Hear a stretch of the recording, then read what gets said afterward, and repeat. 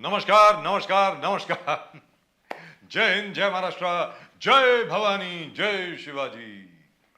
मेरा नाम है राजीव कुमार बजाज यानी आरकेबी और मैं हूं नेशन नाउ पर एडवोकेट प्रदीप नंबियार जी के साथ। और नेशन नाउ है कहां पर? हमेशा आपके साथ। Pradeep ji, Vande Mataram. Vande Mataram. Election commission rules, Eknath Shinde Sena is the real Sena, the bow and arrow, तीर कमान। एकनाथ शिंदे सेना के बाद ऐसी रूलिंग आ गई है साहब इलेक्शन कमीशन ऑफ इंडिया द्वारा, मतलब असली शिवसेना एकनाथ शिंदे की सेना है। So which means the entire exercise being gone through even in the Supreme Court becomes infructuous. Come to think of it, I mean, there was some inkling, sir. There was some things, a few days back, Uddhav Thackeray ji, press conference later, he said the election commission shouldn't come out with a symbol till the Supreme Court gives its verdict. With the ruling on the symbol. Yes, yeah, on the symbols, till the Supreme Court takes a final call or passes an order where the dispute of the and the discussions going on the Supreme Court also gave us a properly indication which was going on when Chief Justice Chandrachud was talking to the lawyers, advocates, concerned advocates. That's right. Is this a case of defection or is this a case within the party, within a party problem? So there was some indications going on that things might go in this particular way, that this is a Sena versus Sena problem. It has got less and to which do. is the real Sena? That's what he asked. In fact, the Chief Justice asked, which is the real Sena? Yes, and exactly. The Election Commission says that the real Sena is the Eknath Shinde Sena. That's it. Yes, that's a big blow to Uddhav Thackeray. That's a big blow to Uddhav Thackeray. So which means, I'm not sure if a decision of the Election Commission of India with regard to election symbols and the party is appealable. I'm not sure. They can always approach the Supreme Court probably. You got a... Yes, you can, but I'm not sure if the Supreme Court would like to interfere in a decision taken by another constitutional body. I'm not at all sure of that. Right at the moment with us, we've got our old friend Mr. Asif Bhamla of the BJP right here with us. Asif Bhamla ji, namaskar. Namaskar, Rajiv ji. How are you? Absolutely fine. Absolutely fine. Asif Bhamla sahab, we can see the Bhamla Foundation right behind you. Congratulations. Congratulations to you. अभी 10 minute पहले election commission of India यानी चुनाव आयोग ने ये ruling दी है कि तीर कमान का सिंबल जो है वो एकनाथ शिंदे सेना का है और आज के बाद वो बाला साहब आंची सेना नहीं होगी, वो ही असली शिवसेना है. So congratulations to you. क्या बात है, congratulations, and I also just got to know through your channel now. Wonderful. I was just we learn something new every day, right? I wasn't aware about it, and I'm just looking at the various the tweets that have come across and that I just checked. But anyways, well, this is the decision of the Election Commission, and I'm sure it's yet to be argued in the court, and both sides have been putting their front in a very appropriate manner is what I feel. And I'm not sure if it is arguable in the court. I don't think usually the Supreme Court never interferes in a decision of the Election Commission. The date is already there. No? The date is granted. But not for the symbol. But it is not for the symbol. That is for something else. That is for defection. Whether or not it was a defection or a split in the party or what was it. As far as the Election Commission role is concerned, in fact, the Election Commission has ruled on a direction of the Supreme Court. Because the Supreme Court had given the Election Commission the responsibility to decide which is the real Sena और जो actual symbol है वो किसको जाना चाहिए. The Election Commission is given its ruling.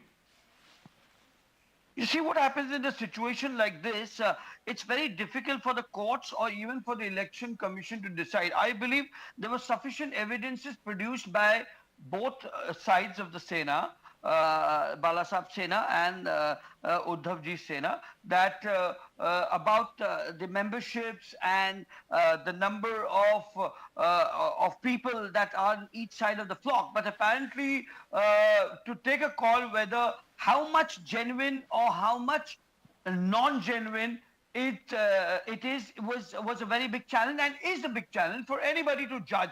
I mean, for courts aside, for anybody. I mean, I may say I've got, 50 lakh people. I may say I've got, someone may say I've got 1 crore people. But the final thing, when the situation is, when there's a deadlock and when there is a situation like this, then I think the courts and the election commission is finally, that's my imagination. I could be wrong. I'm not a law, expert on this. But having said that, I think then finally on the basis of the elected representatives, from the right from the MLAs to the member of parliaments, they must have taken a strategic call, and wherein on the basis of that, looking at the numbers being more on the side, and with a defection of 3/4 being, and of course Eknath Shinde was the leader of the house too. So on the basis of that, I think it's done a court. And I also heard that there was one other argument which came across to me yesterday while I was watching some channel, that the chief minister resigned before proving his majority. Had he lost on the floor of the house, still there was an eventuality of a situation where it could be slightly favorable. But having put all this together, I think this is the outcome, is what must have led to this outcome 10 minutes back. So in effect, what has happened is, what has really happened is, Mr. Asif Bhamla, what the election commission effectively has said is there was no defection. What they have said is कि ये असली सेना है और उद्धव जी की जो सेना है वो असली सेना नहीं है, ऐसा उन्होंने कहा है कि एकनाथ शिंदे यानी बाला साहब आंची सेना जो है वो असली शिवसेना है और उद्धव ठाकरे जी की जो सेना है वो असली सेना नहीं है. ये तात्पर्य निकलता है इलेक्शन कमीशन के ऑर्डर का. अब this is bound to be challenged in the supreme court. Supreme court इसमें क्या रवैया लेता है, we will come to know on 21st of February when the next date has been given. Unless and until, but sir, if you see, अभी जिस प्रकार से चल रहा था, कल भी Anil Parab and Anil Desai, yes, after the courts, the coming briefing the press, they were saying we want this to go to a 7-judge bench. 7-judge constitutional bench. The indication, bench. yes, the indication was slightly clear and absolutely clear that something is moving, and they fear that things may not go there. To which go their way. Yes, but Chief Justice Chandrachud said very clearly, we cannot allow this to go to a 7-judge bench till we have heard the arguments on merits. Correct. क्योंकि आज तक जो arguments हुई हैं वो सिर्फ technicalities पर हुई हैं. 21st February के बाद merits पर होंगी. Of course, they are always welcome to mention it on Monday morning. And Uddhav Thackeray ji having a press conference a few days back and telling that election commission shouldn't come with a symbol, whose symbol it is, till the Supreme Court takes a stand on. So everything was clear, that even they were slightly within themselves knew that order is coming against them, and this is what followed. Rest is. But the fact is, Asif Bhamla ji, सीधी सादी बात है, majority Eknath Shinde साहब के साथ है, यानी majority जो है वो एकनाथ शिंदे और देवेंद्र फडणवीस के साथ है, उसमें कोई दो राय नहीं है. They proved their majority on the floor of the house. मतलब आप जो मर्जी कह लीजिए, बाकी सब तो भाई बाकी सब तो क्या है कि वो मिथ्या है. बाकी सब जो है आप टेक्निकली जितना मर्जी आर्ग्यू कर लीजिए.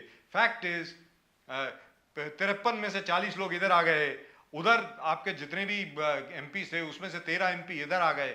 मतलब आप कुछ बनता नहीं है, वेरी फ्रैंकली स्पीकिंग. मतलब आप कुछ भी कर देखिए, दरअसल ये मसला जो है is an internal issue between the senas, and I, of course, as a BJP spokesperson, we have very little to do on this. Yes. You see, our role was that is the very official restricted position. and refined to what what we have to do. I mean, had the decision come the other way, we would have to look on the other avenues and the other aspects of ensuring that we complete this term. You see, but I mean, this is something which they have to sort it amongst themselves. And I mean, what I'm surprised is that, I mean, a party which was in power, I can understand people leaving a party when it's out of power. Here there is a party which is in power. You have your chief minister at the helm of affairs, and you do not get to know their shortcomings, their issues, and being in the fullest element of the power at all levels. And सरकार आपके नाक के नीचे से चली जाती है, और आप you see, आप एक मुख्यमंत्री, आपका विजिलेंस क्या है, आपने आपने जो आपके 2.5 साल के कार्यकाल में कितना कुछ उन 40 लोगों ने जिन्होंने आपको छोड़ कर गए, उन्होंने कितना बर्दाश्त किया होगा, या जी उन्होंने किन परिस्थितियों से गुजरे होंगे कि that would have led for them to take up this challenge, which has which has resulted in an outcome of a very enormous exercise. It's not an easy exercise. Let me say this to you. It could be a loss. I mean, the step that Eknath Shinde ji has taken is something which is not is not some step which any subtle human being can even imagine to, because it could have boomerang. It could have Yes. worked the other way out. Absolutely. So that was Absolutely. something which was a very challenging thing, and I think he crafted it in a very appropriate manner. He had the confidence overall, and of course, which has given this result, which has been out 15 कहने का minutes मतलब ये back. हुआ कहने का मतलब ये हुआ आसिफ भामरा साहब कि इस निर्णय के आने के बाद सीधी सादी बात है, सरकार तो पहले से ही स्थिर थी, लेकिन अब कानूनी तौर पर भी इसको बिल्कुल स्थिरता मिल गई है। सीधी सादी बात है, इसमें there is no confusion anymore, very frankly, not in my mind anyway, because the Supreme Court anyway, in all likelihood, this particular bench will be bound by the decision of the Election Commission, because it is this bench which had directed the Election Commission to take a decision on the symbol. ये जो नहीं, मुझे शिवसेना का जो खुशी symbol होगी, है, जी। मुझे खुशी इस बात की होगी कि आगे लोग जो अमूमन इसे असंवैधानिक सरकार कहा करते थे अपने आप को सूट करने के लिए, कम से कम अभी कहीं ना कहीं कानून के तर्क के आधार पर they will feel that we should roll back on our statements, and we should accept and the we should be verdict of more the responsible. court. मेरा ये कहना है, Yeah. चलिए roll back छोड़िए, at least people should be more responsible while talking about various Exactly. governments. And the Very cabinet frankly. expansion, sir, is going to be any time. Yes, You know, that means now we can have the cabinet expansion. So Yes. Bachchu I Kadu hope of all the persons were saying, "Atta hona raha hai, cabinet expansion hona raha hai, atta hona raha hai, 18 तारीख के नंतर hona raha hai." So ultimately, Bachchu Kadu gave us a clue that's going to be a cabinet expansion, and everything is falling in place. Yes, and it has come when just around Shivratri. Yes. साहब शिवरात्रि की रात जो है आज रात 12 बजे से लग जाएगी, Exactly. तो शिवरात्रि को good news for mister Eknath Shinde. शुभ मुहूर्त। बिल्कुल जबरदस्त। अब यहाँ पर एक छोटी सी बात बनती है, because I know for a fact Asif Bhamra sahab, you have never talked ill of anybody. मैं जानता हूँ आपको, सालों से जानता हूँ मैं। No, आपने it's not required. कभी भी आप जिस भी पार्टी में रहे हों, आपका विरोधी पक्ष हो, आप सत्ता पक्ष में हो, जिसके भी साथ हुआ, जब आप दत्त साहब के साथ थे तब भी आप ऐसी थे, उसके बाद आप एनसीपी में गए तब भी आप ऐसी थे। आपने कभी भी आपने कभी भी किसी की बुराई नहीं की है, सीधी सादी बात है। आज करना पड़े। I don't think so. ये मेरे मिजाज में नहीं है, ये मेरे मिजाज में नहीं है। I think Pradeep ji, I think Asif bhai would rather retire from politics than indulge in this kind of thing. ऐसा काम नहीं करेंगे। साइकिल ट्रक की बात करें तो साइकिल ट्रक को तो स्टैंड लेना ही पड़ेगा। I try to pick on a lot of Dutt Saabs because of course I have been a product of him. Yes. And I being in the BJP today also certainly I mean, you know, he is the one who brought us into politics, so That's it's right, not, he did. no harm So- in saying that. so I mean, today you know. how- and I but think And I am asking you this, Yes. and I am asking you this. Yes. Aditya Thackeray. Asif Bhamla साहब, चलिए आदित्य ठाकरे के उसमें आ जाएंगे। एक second sir, Asif Bhamla जी, देवेंद्र फडणवीस साहब जो हैं ये बार बार कह रहे हैं कि जो शपथ ग्रहण हुई अजित दादा पवार के साथ, वो शरद पवार जी के नॉलेज में थी।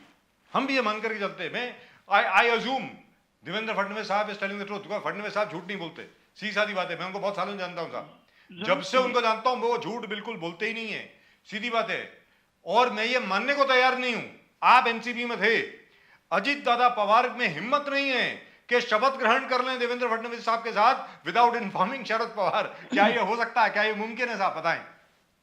देखिए, जो अटकलें लगाती है, ऑफ कोर्स हम तो अपने नेता आदरणीय देवेंद्र जी की बात को, जैसे कि आप ही ने कहा कि वो कभी झूठ नहीं कहते, और ये आपका तजुर्बा है। You have been in the media for so long time, you met come across people from various parties, various leaders from various mindsets, विचारधाराओं के बीच लोगों को। तो यदि आप भी कह रहे हो तो this in itself is a statement. So me endorsing that is something not very different and new to what the arrangement is. But if you see, if you try to connect, जो देवेंद्र जी ने कहा अपने interview में, जो मैं देख रहा था, कि अगर आप कड़ी से कड़ी जोड़ें तो जी। आपको स्वयं ये बात मेरे से ज्यादा कहने से, मेरे प्रकट करने से ज्यादा आपको ये बात तथ्य और सत्य लगेगी कि मैं जो कह रहा हूं वो सच है। अगर आप देखें तो यहां जब एमवीए के कार्यकाल में मीटिंग और बैठकों का दौर चल रहा था, वहां पर यकीनन हमारे आदरणीय जिनका मैं बड़ा आदर करता हूं, आदरणीय शरद चंद्र पवार साहब was having a meeting with the honorable prime minister, and that can't be denied,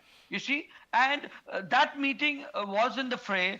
उसी के 2 दिन बाद ये जो एमवीए की सरकार में जब मीटिंग हुई, तब अजीत दादा मीटिंग छोड़ कर गए। उसके बाद नेक्स्ट डे हम सुबह देखते हैं कि डायरेक्ट शपथ विधि। तो कहीं ना कहीं ये बातें जो है जुड़ रही है, और एक एक चित्र ऐसा निर्माण कर रही है कि यातायात यकीनन, क्योंकि मुझे लगता है कि पवार साहब एक निहायत ही शातिर राजनेता हैं। उनका एक बड़ा आदर, एक सम्मान है, सिर्फ राज्य में नहीं, आदरणीय पंत प्रधान जी भी उनका बड़ी इज्जत करते हैं। आपने देखा है, हम सब जानते हैं। और मैं तो खैर, मेरे तो खास तौर पे उनसे मुलाजिम है ही है, तो मैं तो ये कहूंगा ही। तो ये सारी बातों का कले अगर हम देखें तो कहीं ना कहीं इट डज लीड के डेफिनेटली पवार साहब को जानकारी थी, बिकॉज अजीत पवार, दादा पवार में इतना बड़ा एक निर्णय लेने का। और ये तो मैं तो छोड़ दीजिए, आप छोड़ दिए, ये खुद जयंत पाटिल जी ने इसका इजहार किया है भाई। हम तो शायद गलत बोल दें, आप शायद हटकर बोल दें, लेकिन जयंत पाटिल जी जो प्रदेश अध्यक्ष थी, उन्होंने ये कहा कि भाई कदाच असं काय परिस्थिती झालं असेल की जेव्हा पवार साहेबांनी अजितदादांना सांगितलं असेल की तुम्ही असा पहाटेची शपथ घ्या. This is on record. Correct. So Absolutely correct. I mean, forget me and you talking about it. This discussion. So the question arises. No, Rajiv ji, this discussion has taken off after the state president, one of the tallest leaders of the NCP, started off with that. यदि वो नहीं बोलते तो शायद ये प्रश्न जो TV9 के पत्रकार हैं उनसे पूछते भी नहीं देवेंद्र जी से. That's right. Now I would like to ask you one thing. This leads us to the other question, because you know everybody very well. अच्छा भावना साहब, आप दोनों पार्टीज को बहुत अच्छी तरह जानते हैं. अभी आप बीजेपी में हैं, लिहाजा आपकी लॉयल्टी भारतीय जनता पार्टी के साथ है, लेकिन आपकी रिस्पेक्ट भी है शरद पवार जी के साथ. मैं आपसे जानना चाहता हूं कि भाई इसमें इसको एडमिट करने में प्रॉब्लम क्या है? मेरा ये कहना है कि भाई we tried something and then we worked it out कि यार ये हमारी पार्टी के हित में नहीं है, तो हम लोगों ने विड्रॉ कर लिया. तो उसमें क्या है? मुझे तो ये समझ में नहीं आता शरद पवार साहब को ये मानने में, पब्लिकली मानने में तकलीफ क्या है कि भाई हम लोगों ने देखा कि माइनॉरिटीज जो है वो हमारे खिलाफ हो जाएंगी, या ये सब हमारे खिलाफ जा रहा है, या इस तरीके से बीजेपी के साथ हमें संगठन नहीं करना चाहिए. मतलब he can easily say so. Sharad Pawar Sahab is such a respected figure all over India, especially in Maharashtra. True. He will not lose anything if he actually says it. I don't know why he is denying it. I don't understand. What do you think? Well, you see, because the hobnobbing was very smooth, and I mean, of whatever I have known, he has been.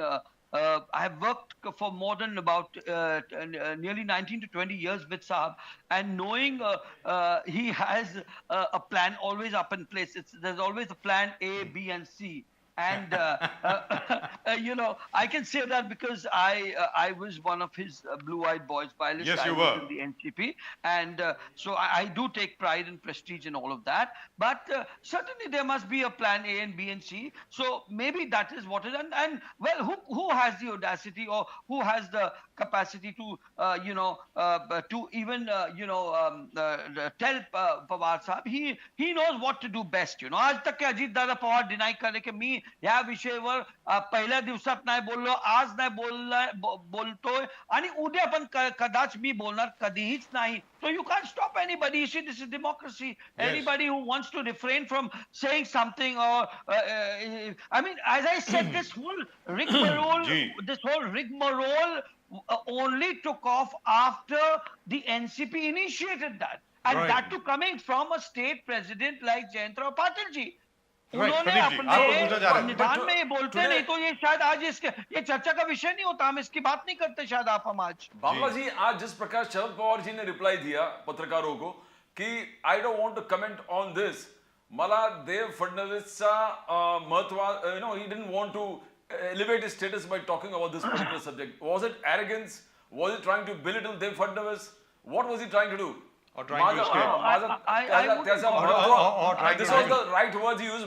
मला देव फडणवीसचा महत्व वाढवायचा नाही या विषयावर बोलून. So is he trying to belittle Mr. Fadnavis, or is it what is he trying to do, Sharad Pawar?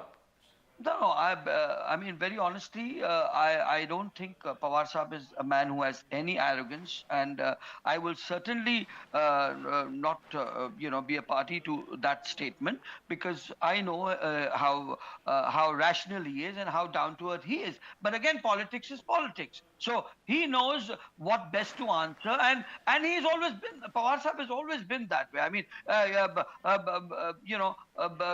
he's very upfront and upright. Ke bhai, मला या विषयावर काय बोलायचं नाही. But the subject ends there. You see, you can't. But that was Sharad Pawar's always statement. He's always measured by his talks. मला बोलायचं नाही, and then he ends it there. Now today he's gone one step ahead. But he said something else also. Yes, he said मला फडणवीसचा महत्व वाढवायचा नाही. This is a statement that usually 99% of the time Mr. Pawar never makes. Pawar will never say. But he has said it today. But he also said another thing, by the way. 3 days ago, he also said, Mr. Pawar also said, I thought Mr. Fadnavis was a gentleman. Obviously, I was wrong. Now, that is huge for Mr. Pawar. What has happened? Mr. Pawar never used to talk like this. We have known him for years. I have known him since 1986. मतलब पवार साहब ने जिंदगी में आज तक कभी इस किस्म की भाषा का इस्तेमाल नहीं किया. आसिफ हमला साहब. What has happened? I certainly agree. I certainly agree. I do now. I would only. I could only say that maybe Devendraji has hit the nip in the bud. So or Mr. Devendra Fadnavis is possibly the first politician in Maharashtra to have actually rattled Sharad Pawar. I think he's done that. As I said, everybody keeps, the respect, the genre of politics of Pawar Saab in its place. And, these statements don't matter because Pawar Saab is not someone who will keep this to mind. And Devendraji is, of course, it's accepted in the state of Maharashtra. I mean, if you see, he was a successful chief minister for the past full 5 years. The only CM with a full term. And आज अगर आप देखो तो विकासशील और progressive मुख्यमंत्री महाराष्ट्र के कहलाए जाते हैं. You see the fast track in which the progress of the state is running in the time of 7 months that they've taken over the government. You see the projects, the gati, जिस गति से काम चल रहा है. He's a workaholic man. He's having six portfolios, and he's a guardian minister for on 6 various fronts, and running the state government. Leading this along with Eknath Shinde ji, and in such a chaotic situation where there is where there is these technical issues with regards to court, the authenticity of the government, which is at fray, and in spite of all of that, with the kind of work of, I understand he works for at least 19 hours a day, or whatever little I know about my leader Devendra ji. So I mean, everybody looks up at him, and the subtleness in which he works, and let me tell you, मैं तो एक बहुत मामूली सा कार्यकर्ता हूँ. उनकी विश्वसनीयता, उनकी महानता के बारे में हम जितना भी कहें कि a leader of his stature, even a small person like me, if I have put across an SMS for a query or some issue, he will reply you back in the next 3 hours. This is the goodness of this leader, and that is something which I have seen in Devendra Fadnavis ji, which I have not managed to see in many other leaders. You see, the reply could be yes or a no, but he's prompt, he's reciprocative. That is something which has made him what he is today, and which is why we all are in awe of him, and we all would love to work under his leadership, and that is given. अभी आपने देखा होगा नासिक में भी हम अभी एक बहुत बड़ा कॉन्क्लेव हुआ पार्टी का, जिसमें हम भी सहभागी थे, being the spokesperson. We were there for 2 days at Shirdi Nashik में आगे. तो वहां भी उन्होंने मतलब जो कार्यकर्ताओं को कहना चाहिए, जो लोगों को कहना चाहिए, जो कमियां हैं, वो खुलकर उन्होंने ओपनली कहा कि भाई हमें यहाँ या ये बदलना चाहिए. हम सरकार में, तो इसका मतलब नहीं कि हम इसे एंटाइटलमेंट समझकर चले. हमें नम कर चलना है। नॉट ओनली दिस, इवन अकलियतों के विषय में भी आपने देखा होगा, जी। आज बोरा समाज को, which is a very important segment of the minority community, you see Yes. today the way the honorable prime minister resonated the Yes. entire program, Yes. I think it has sent a very strong message by the Prime Minister. Yes. The visit that Honorable Devendra Fadnavis ji has done to the Bori Mohalla, where he went and he ensured that whatever is the paralysis in their जिसे ये कहते हैं कांग्रेस वाले या अन्य वाले कि भाई ये जो है जात पात तक सीमित रहते हैं, तो ये बातों से परे हटकर उन्होंने जो फास्ट ट्रैक पे तमाम जो परमिशन थे उन्होंने कहा one stop shop period, nothing doing, I am going to ensure that ये जो आपने इतना खूबसूरत प्रोजेक्ट जो एक समाज के हक में लिया है, ये एक रोल मॉडल प्रोजेक्ट हो, चाहे वो अल्पसंख्यकों का की तरफ से ही क्यों ना हो, यू नो। तो ये चीजें हैं जो रह जाती है। और आज हम बातें करते हैं लोगों को यूसी कम्युनल तरीकों से शिवाजी महाराज के विषय में कुछ नेता बात कर जाते हैं। तो अगर आपको अपीजमेंट का काम करना तो ये कंस्ट्रक्टिव काम करके आप अपीजमेंट लीजिए मजहब की, जैसे आदरणीय प्रधानमंत्री कहते हैं कि मैं चाहता हूं कि आसिफ भाई एक छोटा सवाल मैं आपसे पूछता हूं, you are a Muslim yourself, आप खुद Muslim, why should you join the BJP? आपने भारतीय जनता पार्टी क्यों ज्वाइन करी, जरा हमारे दर्शकों को बताएं। क्योंकि बार बार यहाँ पे कांग्रेस के लोग आते हैं, बाकी अन्य लोग आते हैं, पुराने एनसीपी के भी लोग आते हैं, बार 2002 की मेंशन करते हैं, और जब मैं उनको पॉइंट आउट करता हूँ यार गुजरात की जरा हिस्ट्री भी देख लो, 2002 by the way was the smallest riot that took place in Gujarat, incidentally in case you want to know. उसके पहले चिमन भाई पटेल के वक्त, और उसके पहले ना जाने कितने सोलंकी साहब के वक्त ना जाने कितने राइट हुए, उसमें 3000 4000 5000 लोग मरे, उसके बारे में कोई बात नहीं करता। नेली के बारे में कोई बात नहीं करता है, हाशिमपुरा मलियाना के बारे में कोई बात नहीं करता है, भागलपुर के बारे में कोई बात नहीं करता है, मतलब और तो और छोड़ दीजिए, भिवंडी के बारे में कोई बात नहीं करता है, सिर्फ 2002 सबको याद है। मैं आपसे जानना चाहता हूं, आप मुसलमान हैं, आपने भारतीय जनता पार्टी क्यों ज्वाइन करी, वो जरा बताएं।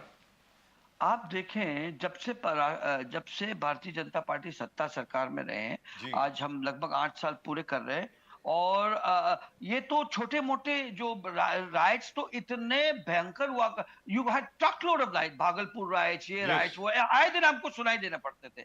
ये राइट्स कांग्रेस की सरकार में होते थे, मैं मतलब किसी को गलत नहीं ठहराता, ठीक है वो होते होंगे, जरूरी नहीं कि उन्हें उकसाया जाता होगा, जरूर होते होंगे, किसी कारणवश होते होंगे, लेकिन अगर आप देखें आज जो दहशत मोदी जी की है पूरे विश्व में, एक लीडर माने जाते नंबर 1, यही पाकिस्तान कमबख्त जो हर दूसरे दिन you know who made life hell for Indians, the kind of fear in which we Indians, I'm not saying Indian means सारे लोग उसमें जब इस किस्म के ब्लास्ट होते 26/11 वो उसमें उन्होंने वो देखकर नहीं किया कि मुसलमान बच जाए और गैर मुसलमान जो है शहीद हो जाए। तो इस किस्म के खूंखार दुश्मन जो हमारे हैं, जो हमारे नेबर कंट्री, जिस देश में हमारे अगर आप देखें तो नॉन मुस्लिम्स की क्या अवस्था है वहां पर, आप तो उस बनिस्बत में आज यहाँ इस सरकार में मुसलमान बहुत खुश है।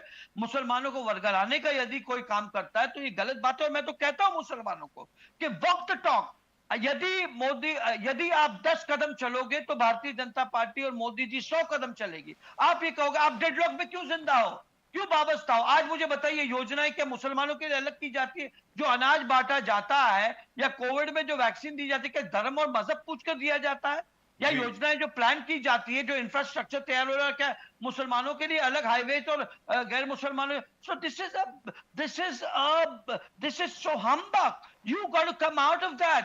मुसलमानों को तो ये सोचना है सरकार में जिनसे हम अपने काम ले सके, हम अपनी योजनाओं को अंजाम दे सके, जिनसे हम अपना यू नो जिनसे कौम को फायदा हो। मोदी जी हमेशा कहते हैं कि एक हाथ में कुरान हो, एक हाथ में कंप्यूटर हो। यही मानसिकता होनी चाहिए अक़लियत के लोगों के लिए। हम कब तक उस गुर्बत और जाहिलात में जिंदा रहना चाहिए? और फिर हमें इसके पहले जो सरकारों ने क्या इतना बड़ा अमल लिया, सिवाय टोपी पहनकर खजूर खिलाकर इफ्तार डिनर्स में हमें खुश करने के अलावा हमें इससे ज्यादा और क्या मिला है, मेरे ये समझ में नहीं आता है, कम से कम अकलियत की कौम के लिए। तो मैं सोचता हूं कि आज जो मैं जहां हूं मैं खुश हूं, और I am with a leader who is upright, जो अपने मजहब का इज्जत और एहतराम करते हैं।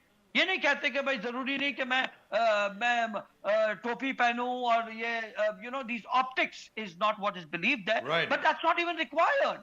It's not When required. it comes to the welfare of the people of the community, Incidentally, that is more important. Mr. Bamla, let me inform you incidentally, as of January this year, as of January 2023, and Pradeep ji and I have discussed this over here so many times before, and we are discussing it with you for the first time. India now has the largest number of Muslims in the world, in case you want Of to know. course. Now there are almost 25 crore Muslims in India, which is much more than Indonesia, by the way. We very soon we won't be a minority at all. Muslims are not a minority even now. Muslims Exactly. are the second largest majority. Exactly. Muslims are the second largest majority, sir. Yes. And what less in the national conclave, Modi ji ने कहा कि भाई यदि आपको मुसलमान मान के चलिए कि अगर वोट नहीं भी दे रहा है, इसका मतलब ये नहीं कि आप उनसे परे करें या परहेज करें, आप जाइए उनके पास, सिर्फ क्या वोट लेने जाने का ही एक माइंडसेट होना जरूरी है क्या? Right. आप जाइए, ठीक है, वो वोट उनकी इच्छा है, भाई नहीं दे तो बहुत अच्छी बात है। हर आदमी चाहेगा कि भाई हर मजहब के वोट हम चलो ये तो हिंदू मुस्लिम बात हो गई, चलो this is necessary because I really wanted to know why you joined the BJP. Sir आप ये बताएं, जो प्रदीप जी पूछना चाह रहे हैं आपसे, मैं पूछ लेता हूं छोटा सा, उसके बाद प्रदीप जी आपको डिटेल में पूछेंगे कि साहब मुंबई के विकास के लिए जो अभी इतनी बड़ी मतलब जबरदस्त योजनाएं जो अभी सिर्फ अनाउंस ही नहीं हुई, हमारे सामने हो रही हैं, कंप्लीट हो रही हैं, because by 2023 the coastal road will be complete, September 2023 I think the trans harbour link will be completed, और उसके बाद ना जाने क्या क्या और होने वाला है। उससे आपको क्या लगता है कि मुंबई का असल में क्या फायदा होगा, और मुंबई कर जो है क्या बीएमसी के चुनावों में इन बिग टिकट बड़े इंफ्रास्ट्रक्चर प्रोजेक्ट्स की वजह से, जैसे मेट्रो हो गया, बाकी सब हो गया, उसकी वजह से क्या भारतीय जनता पार्टी को वोट देगा? Or sir, before that, can I ask him something very close to Asif Bamla? You know, Bandra Mahim mein aaj Ashish Shelar says he has cancelled the cycle track, or that Aditya Thackeray, both are your close friends. Now you have to take a stand. Aditya Thackeray versus Ashish Shelar, 200 crores worth cycle, 208 crores cycle track जो उन्होंने decide किया था, Bandra to Mahim has been cancelled. That was announced by Ashish Shelar just now in the evening. So what is it? Is development? No, let me come to the cycle track. Yes. This issue has been raised by a Congress MLA also earlier, that the cycle track work is not appropriately happened. Now, whether it has happened or no, and how much it has happened, let me be very honest, I am not aware about that. And but I for a fact know that this was put up by an MLA from Bandra East, who mentioned that the cycle track thing that has been that has been executed from Bandra. You're talking about the same one from Bandra East to West, मुझे लगता है, if I'm not mistaken. Bandra to Mahim, the cycle track, probably connecting Kadeshwari, your Carter Road and bandstand. Starting from near the bandstand. Yes, yes. And where the court has already expressed objections to it, yes. ये आवाज पहले भी उठी हुई है, और I mean, of course, as an environmentalist, of course, I'm always in favor of cycle tracks. In fact, I had proposed this quite a few times, and I have been for it. But now that this announcement just recent today? Just today, just before we sat for the show. 45 minutes ago. 45 minutes ago. No, so I got to just take a little heads up on that, and only then will I be able to answer, because I myself am unaware about that. So it's better to not speak if you have half knowledge. Yes. I'll rather revisit that, and let me come back to you on that. Right. There was always, I think Ashish Shelar was always objecting one particular development plan Aditya Thackeray had floated. It started from Bandstand, Carter Road, then it goes towards Kadeshwari Mandir, including the Bandra Fort and all those kind of things. So probably this is one of them with the cycle track. You see, as an optics, people may oppose party को लेकर, party के वो कहते हैं ना, जब जो सरकार में रहता है वो अपने तौर तरीके से हर चीज चलाता है, और हर चीज चलती भी है। और आपने देखा होगा पिछली सरकार में भी यही हुआ, जो नियोजन किया गया था, उस पर तुरंत आते साथ उन सरकार ने फेरबदल किया। आज यहाँ फेरबदल हो रहे हैं, लेकिन आज खुशी की बात है कि आज मेट्रो चालू तो हो रहा है। आज आपका मुझे बताइए, I am the man who raised the first noise when RA was disturbed, when our trees, when our natural habitats were being troubled. I was the one, and I protested against the Bharatiya Janata Party also then. Let me tell you this, and on record, and I have no qualms about saying this, because again I'm an environmentalist first. But then when we saw that the carbon footprint that is curated by a deadlock in the policy, देखिए पर्यावरण एक अपनी जगह बहुत महत्वपूर्ण विषय है, जिसको पूरे विश्व में आदरणीय प्रधानमंत्री जी ने लाल किले से अगर किसी विषय पे बात किया तो उन्होंने उन्होंने पर्यावरण के विषय की बात की, अबाउट द हाइड्रोजन एनर्जी बात की है या अन्य बात की है। लेकिन एट द सेम टाइम आप ये सोचिए कि आपके एक पैच को आप डेवलप नहीं करने से पूरे शहर का आप इंफ्रास्ट्रक्चर तहस नहस कर देते हो। वहां पर जो पोल्यूशन क्रिएट होता है, जो कार्बन एमिशंस क्रिएट होते हैं because of non completion and the bad roads that are there in the city, that contributes also equally so much to the to the pollution levels of the city. Anyways, we are going through an air pollution problem in the city also. That's right. Today our AQI is almost equivalent to Delhi. Exactly. तो ये विषय को ये देखिए, पर्यावरण सभी party के लिए लागू है। आप बोलोगे भारतीय जनता पार्टी के लिए अलग है या शिवसेना के लिए अलग है, तो ये तो कोई बात नहीं हुई, ये सभी के लिए लागू है। It's a common issue. और मैं आपको ये भी बता रहा हूं, आने वाले दिनों में आप ये भी देखिएगा कि चुनाव पर्यावरण के इख्तियार में लड़ा जाएगा। और आज भी मैं आपको ये बताऊंगा, राजीव जी शायद जानते होंगे क्योंकि वो भी पर्यावरण प्रेमी है, कई यूरोपियन देशों में कई पार्टियां हैं जो पर्यावरण से जुड़ी हुई है, and they one elections on the basis of just one canvas and one platform of environment. And let me tell you, in days and years to come, in the generation next, this is going to be sustainability, climate change mitigation is going to be an issue on which major elections are going to be fought. Right, but the only thing is, at the moment, considering the pace at which infrastructure is proceeding in Mumbai, I don't think we can do very much with regard to AQI, that is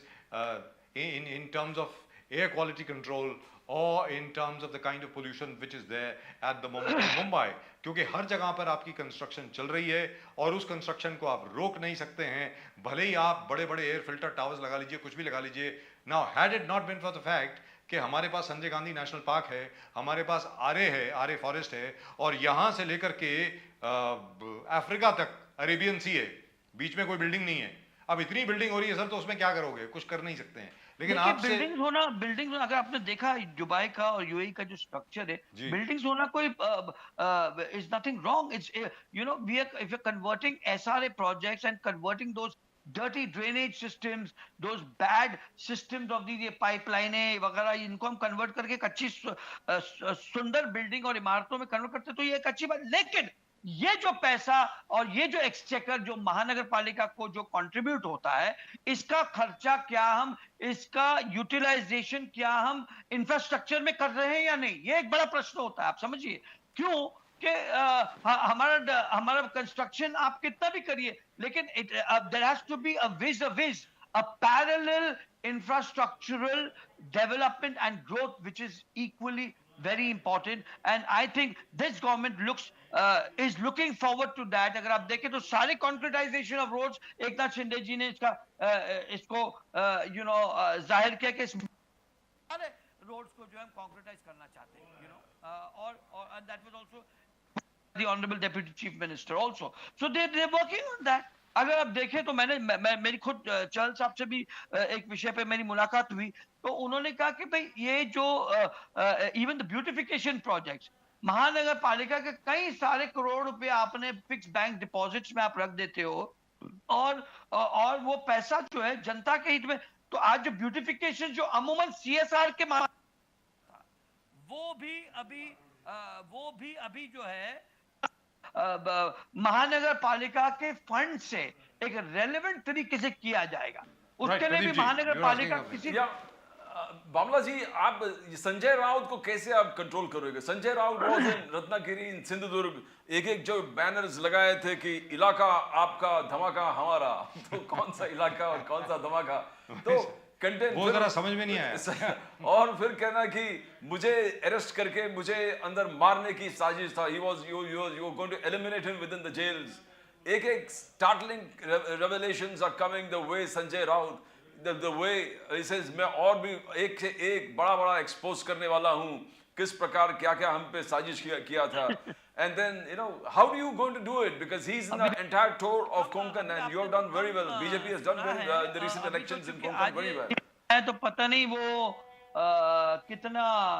कितनी अंगार बखार करेंगे, मैं वो शब्द वापरना नहीं चाह रहा हूँ अंगार को लेकर, लेकिन अब देखिए अब उन पर हम क्यों अंकुश डालें? उनकी पार्टी ने ये सोचना चाहिए कि उनके कारण कितना फायदा हुआ है और उनके वजह से कितना नुकसान हुआ। खैर रत्नागिरी जाए, हर जगह जाए, संविधान हर एक को एक अधिकार देता है, वो भले उनके विभाग में जाए, उन्हें चुनौती दे, वहां के लोगों ने फैसला दे ही चुके। आप तो देखे हो कि अभी जो चुनाव हुए सिंधुदुर्ग रत्नागिरी में, उसमें भारतीय जनता पार्टी की बहुमत सरकार आई, राणे साहब नीतीश जी एक मुख सरकार वहां पर सारे नगर सेवक चुनकर आए, वहां पर हमारा महापौर बैठा हुआ है, तो वहां जाने अभी आप मैं तो कहूंगा उनसे कि थोड़ी देर कर दी आपने जाने में, थोड़ा जल्दी जाते तो शायद कुछ और आपको कुछ शायद ज्यादा आपके नगर सेवक और प्रतिनिधि चुन कर आते।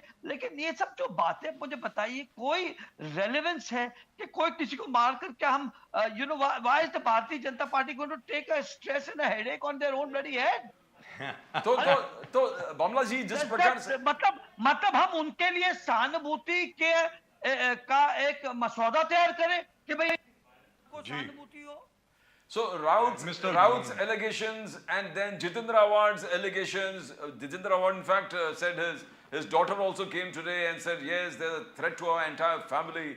So ab dekho, Raut MP, Jitendra Awad MLA, one journalist eliminated in Konkan, then there was another MLA who was threatened. तो एक के बाद एक incidences जो चल रहा है, that sort of see कि क्या law and order collapse होने वाला है? What is the exact situation? क्या law and order collapse होगा? मुझे आप बताइए ना, क्या law and order किस तरीके से collapse होगा? जितेंद्र अवार्ड चीज अपने अब देखिए बॉस, ये तो खिसियानी बिल्ली खंबा नोचे, ये बेचारे, he's your old friend, he's your very old friend, very dear, not old, new friend also and current friend also, due respect Jitendra. We've been in youth Congress days together. Yes. And of course, I don't know much about Sanjay Raut ji. Due respect to him also. But I mean, ये सब चीजें तो चलते रहता है। अब जब वो सरकार में थे तो हमने भी ये कहा कि भाई लॉ एंड ऑर्डर में कोई मसला है। अब हम है तो वो कह रहे, तो ये चीजें वाबस्ता रहती रहेगी। लेकिन राज्य और सरकारें चलती रहेगी, इससे लोगों को फर्क नहीं पड़ता है। आसिफ भावना जी, आप इसी तरह रहें। You remain as candid and truthful as honest, like this only. It's a real pleasure talking to you.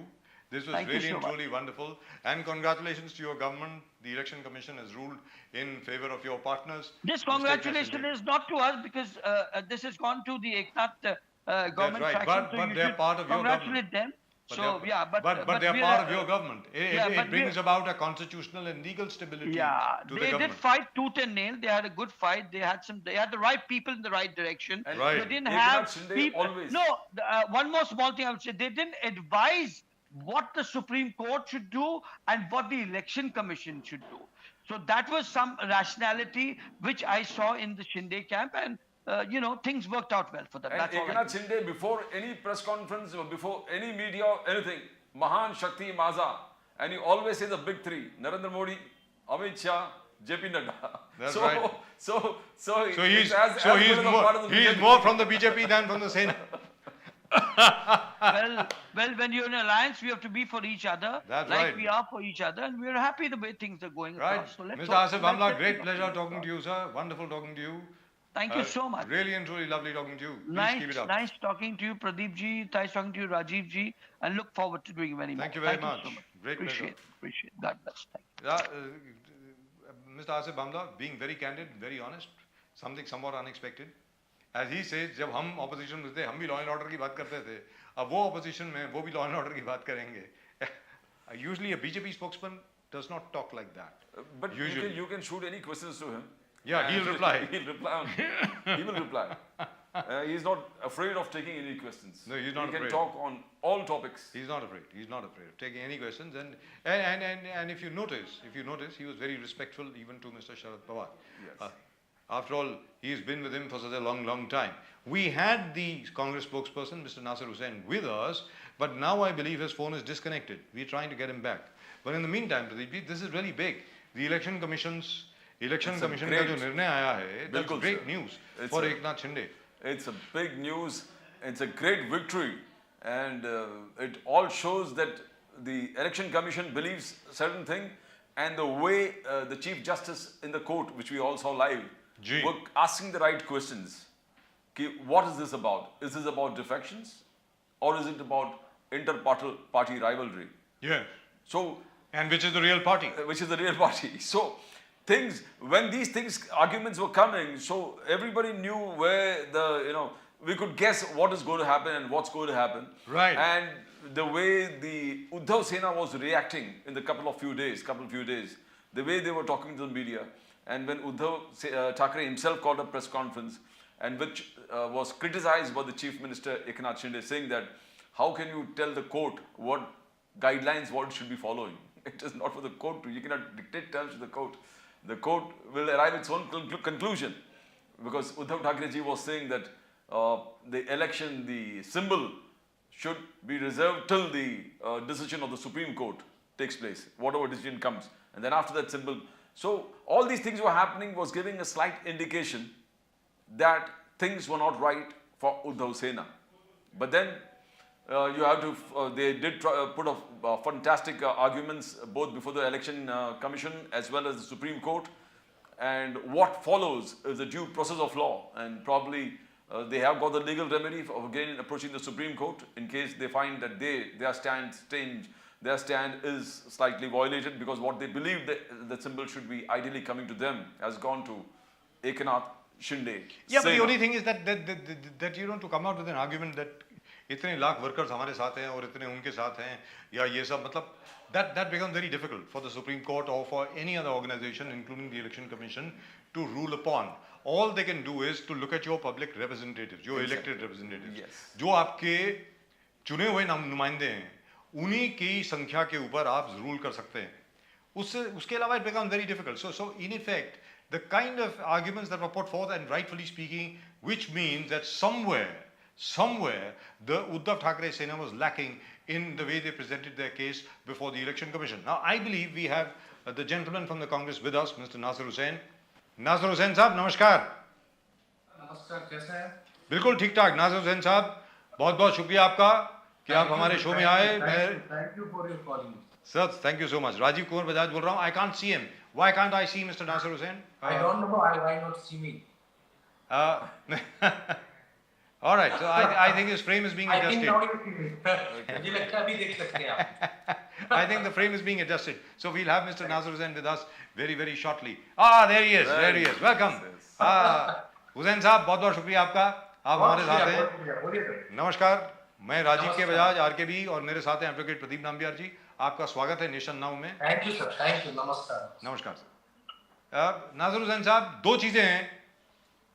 एक तो पहले छोटी सी बात है, बड़ी बात भी हो सकती है वैसे, कि शिवसेना का जो ओरिजिनल सिंबल था यानी तीर कमान, वो आज इलेक्शन कमीशन ने रूल किया है कि वो एकनाथ शिंदे शिवसेना को दे दिया गया है और उनके मुताबिक वही शिवसेना ओरिजिनल सेना है, ऐसा इलेक्शन कमीशन ऑफ इंडिया ने कहा है. नंबर 1. नंबर 2, एमवीए गठबंधन पर इसका क्या प्रभाव पड़ेगा, अगर पड़ेगा तो? नासिर हुसैन साहब. सर, कोर्ट का फैसला आपने सुना होगा. कोर्ट ने कुछ ऑडिट दिया है. कोर्ट ने डायरेक्टली गवर्नर के ऊपर उंगली उठाया है कि गवर्नर ने जो ये सरकार गठन किया वो किस तरह से किया. सरकार क्या गवर्नर पॉलिटिकल मुद्दों में पड़ सकते हैं, उन्होंने सुप्रीम कोर्ट ऑफ इंडिया ने आज बोला.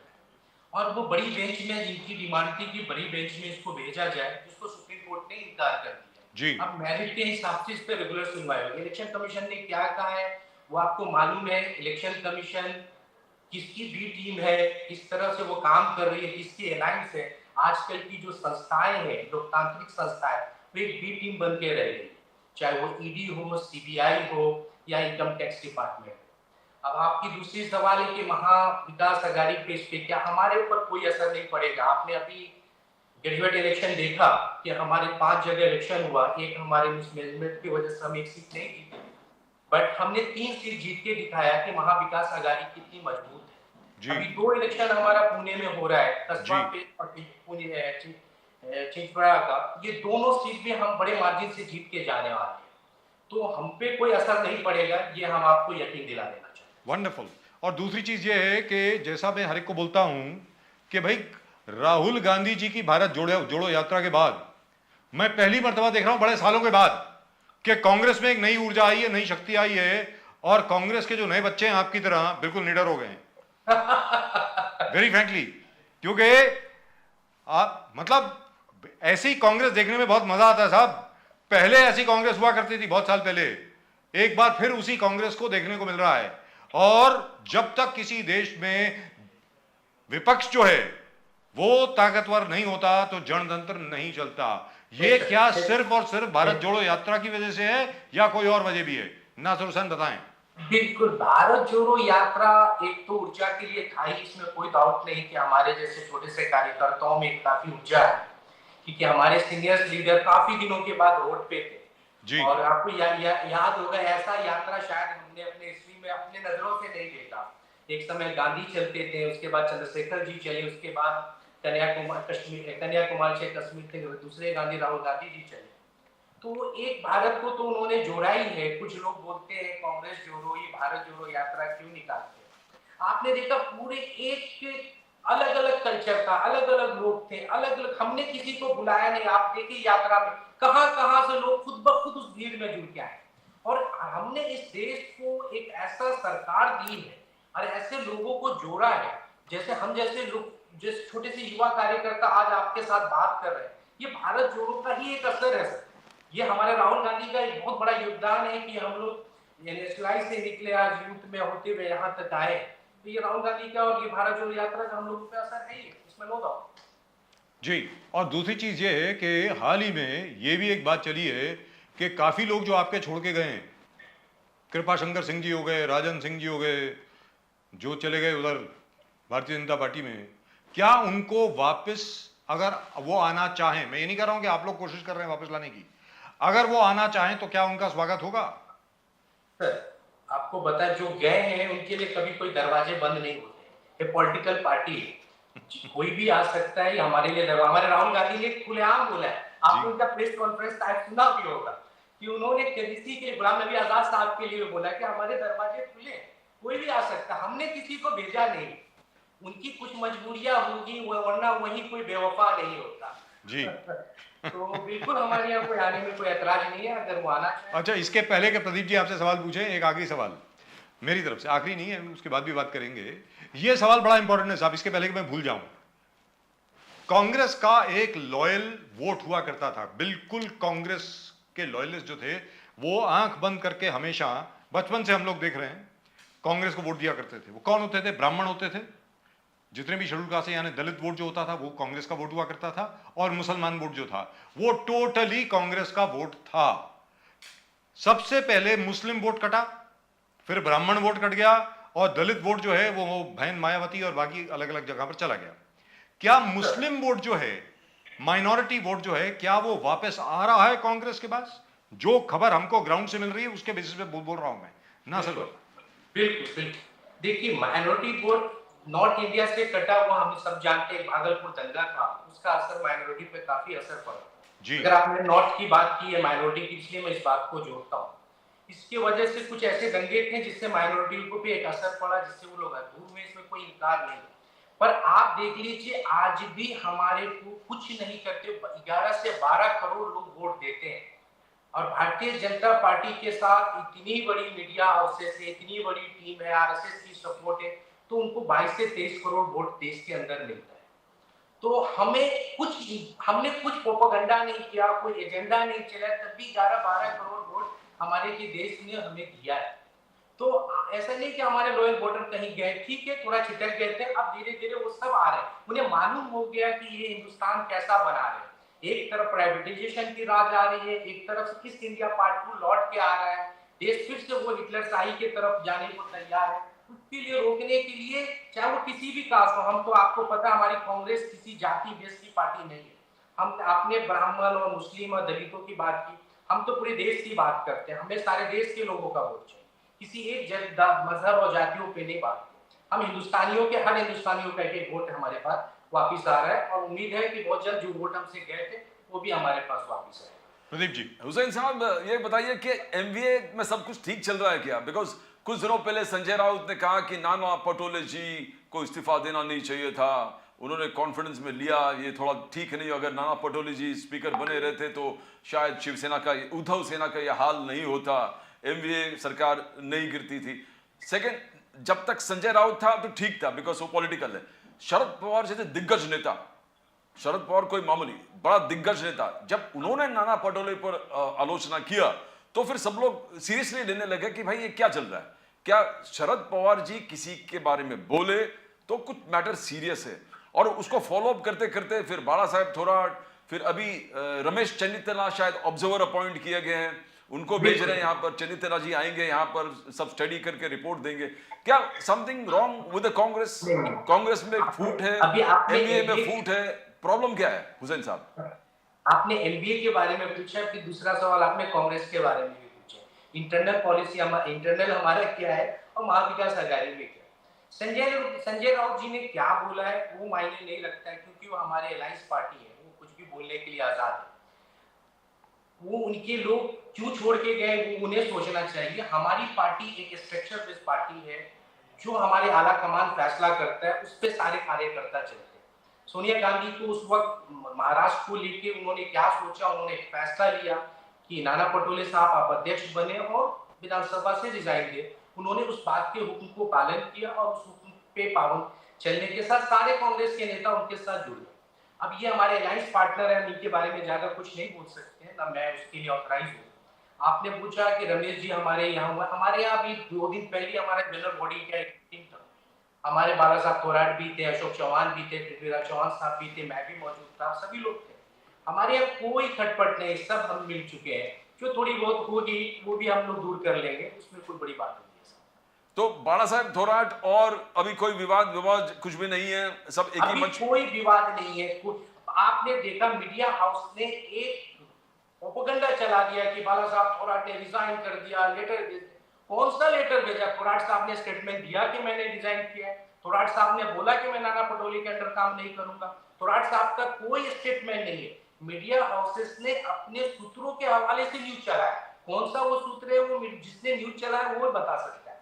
पर थोराट साहब हमारे नेता है, सीएपी लीडर है, खुद नाना भाव पटोले साहब ने भी ये बात बोला, वो हमारे नेता है, तो हमारे मनमुटाव का कोई मतलब ही नहीं होता। मैं जिम्मेदार पार्टी का प्रवक्ता हूँ, मैं पूरे आपके सामने ऑन रिकॉर्ड बोल रहा हूँ, कोई हमारे यहाँ मनमुटाव नहीं। तो अभी फिलहाल राहुल गांधी जी ने राजस्थान बजट, गहलोत साहब के बजट का बहुत तारीफ किया, जो 2000 यूनिट जो फार्मर्स को दे रहे, बोले कि एक रेवोल्यूशनरी स्टेप है, और बहुत प्रशंसा किया उन्होंने, बहुत अप्रिशिएट किया बहुत जबरदस्त तरीके से। और उस बजट के हिसाब से और भी बहुत जबरदस्त तरीके से गैस 500 रुपये में 100 unit free, transportation woman 50% free, senior citizen pension, 30,000 scooty जो गर्ल स्टूडेंट्स है उनको बटेगा, 25 लाख तक मेडिकल इंश्योरेंस जो गरीब लोगों के लिए होगा, 1000 इंग्लिश स्कूल बनेंगे। ये एक राहुल गांधी जी ने भी इसको बहुत अप्रिशिएट किया।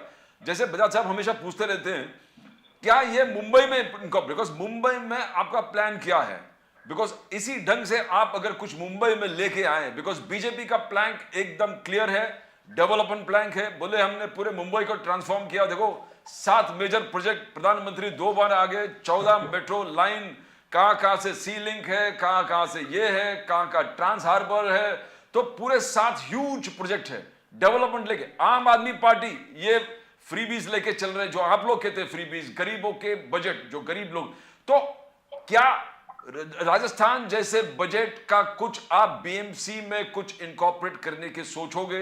बिकॉज मुंबई में बीएमसी चुनाव कभी भी आ सकता है, अनाउंस हो सकता है। राजस्थान की बजट है, ठीक है, राजस्थान की बजट बहुत एप्रिशिएट करने वाली बजट है। बीएमसी की बात है और आम आदमी पार्टी और बीजेपी की बात है। बीजेपी की और आम आदमी पार्टी दोनों एक ही है, दोनों एक दूसरे को सपोर्ट करने के लिए हर जगह आते हैं, इसलिए मैं दोनों के बारे में अलग अलग नाम बोल के मैं एक ही साथ बोलता हूँ। मुंबई बीएमसी की जो बात है, बीएमसी के ह्यूज बजट, पर आज भी मुंबई कर आपको मालूम है कि प्रॉब्लम कितना फेस करते हैं। उनको पॉल्यूशन, रोज उनको पॉल्यूशन, जो सांस लेने के लिए जो चाहिए ना, वो पॉल्यूशन है। उनको ट्रैफिक कैसा है, आपने मेट्रो की बात की, मेट्रो कोई बीजेपी गवर्नमेंट लेके नहीं आ गई, चाहे मोदी साहब, ये कांग्रेस का एक प्लान, ये चल रहा था योजना।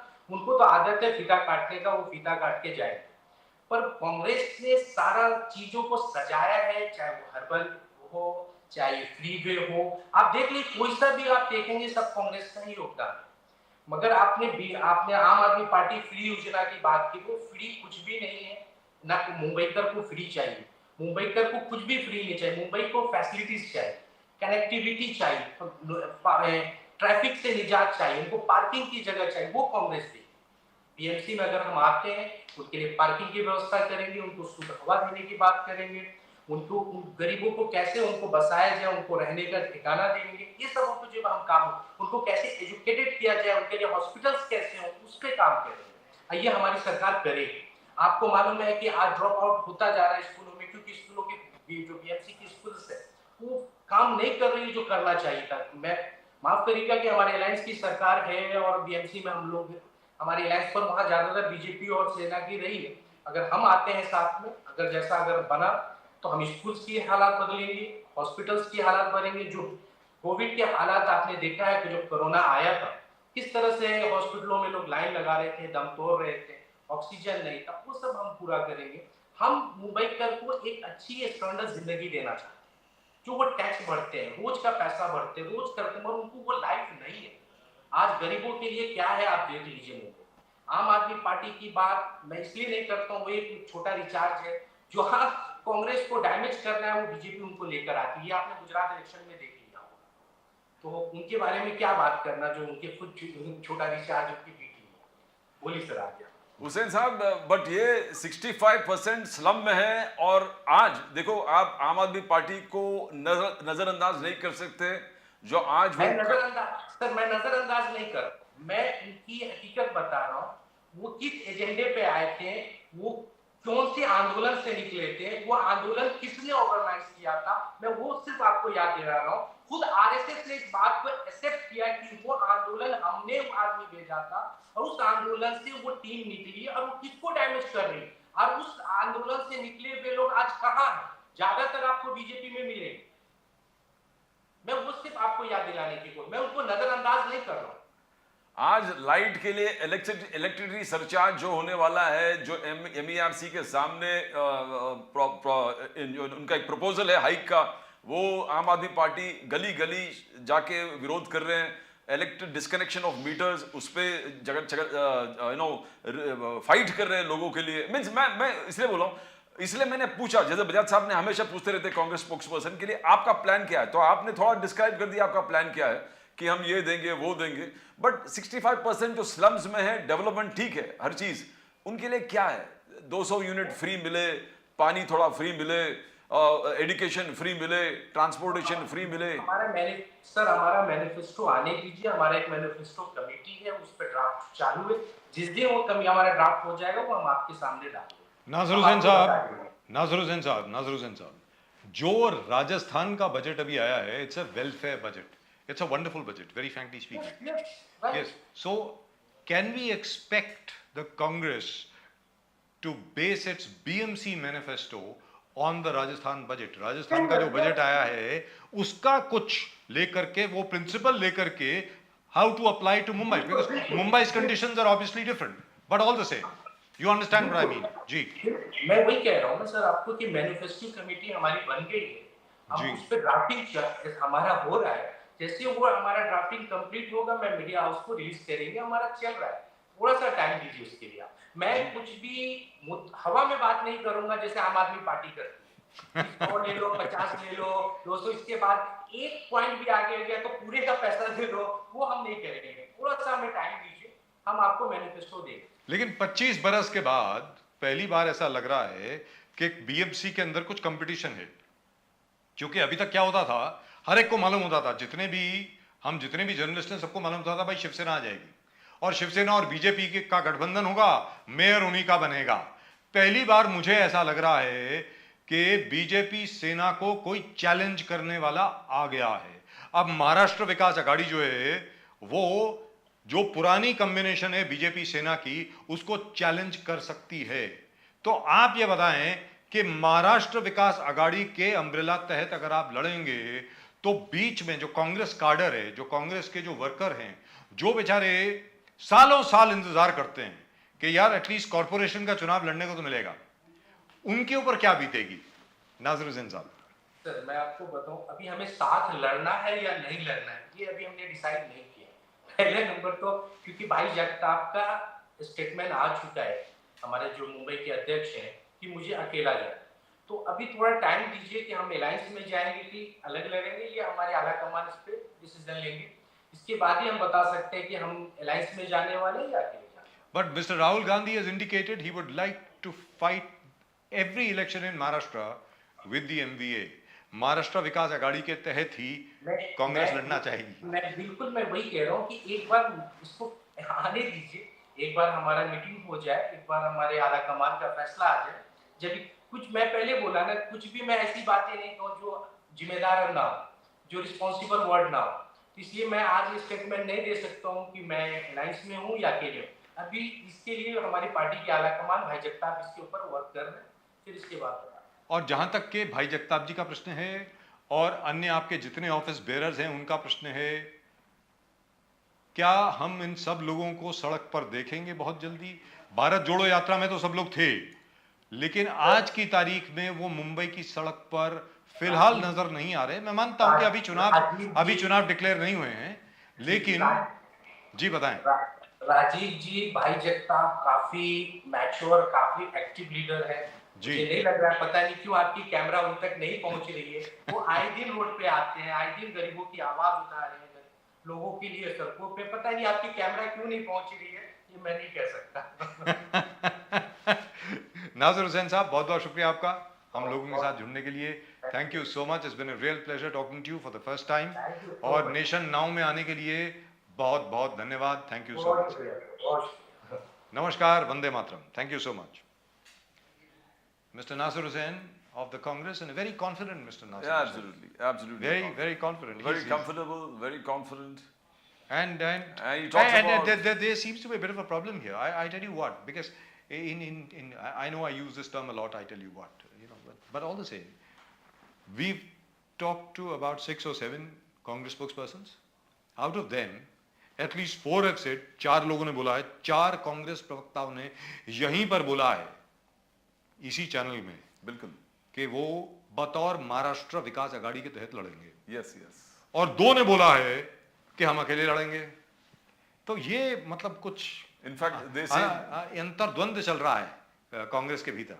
दे से उन्होंने खुद कहा कि भाई जगताप जो अध्यक्ष है, उन्होंने कहा we want to go alone. That's right, he did. We want to go alone, and I think probably all the president that you talk to earlier, everybody echoed the same sentiment that we want to go alone, because as you said, कभी लड़ेंगे बच्चे, कभी लड़ेंगे।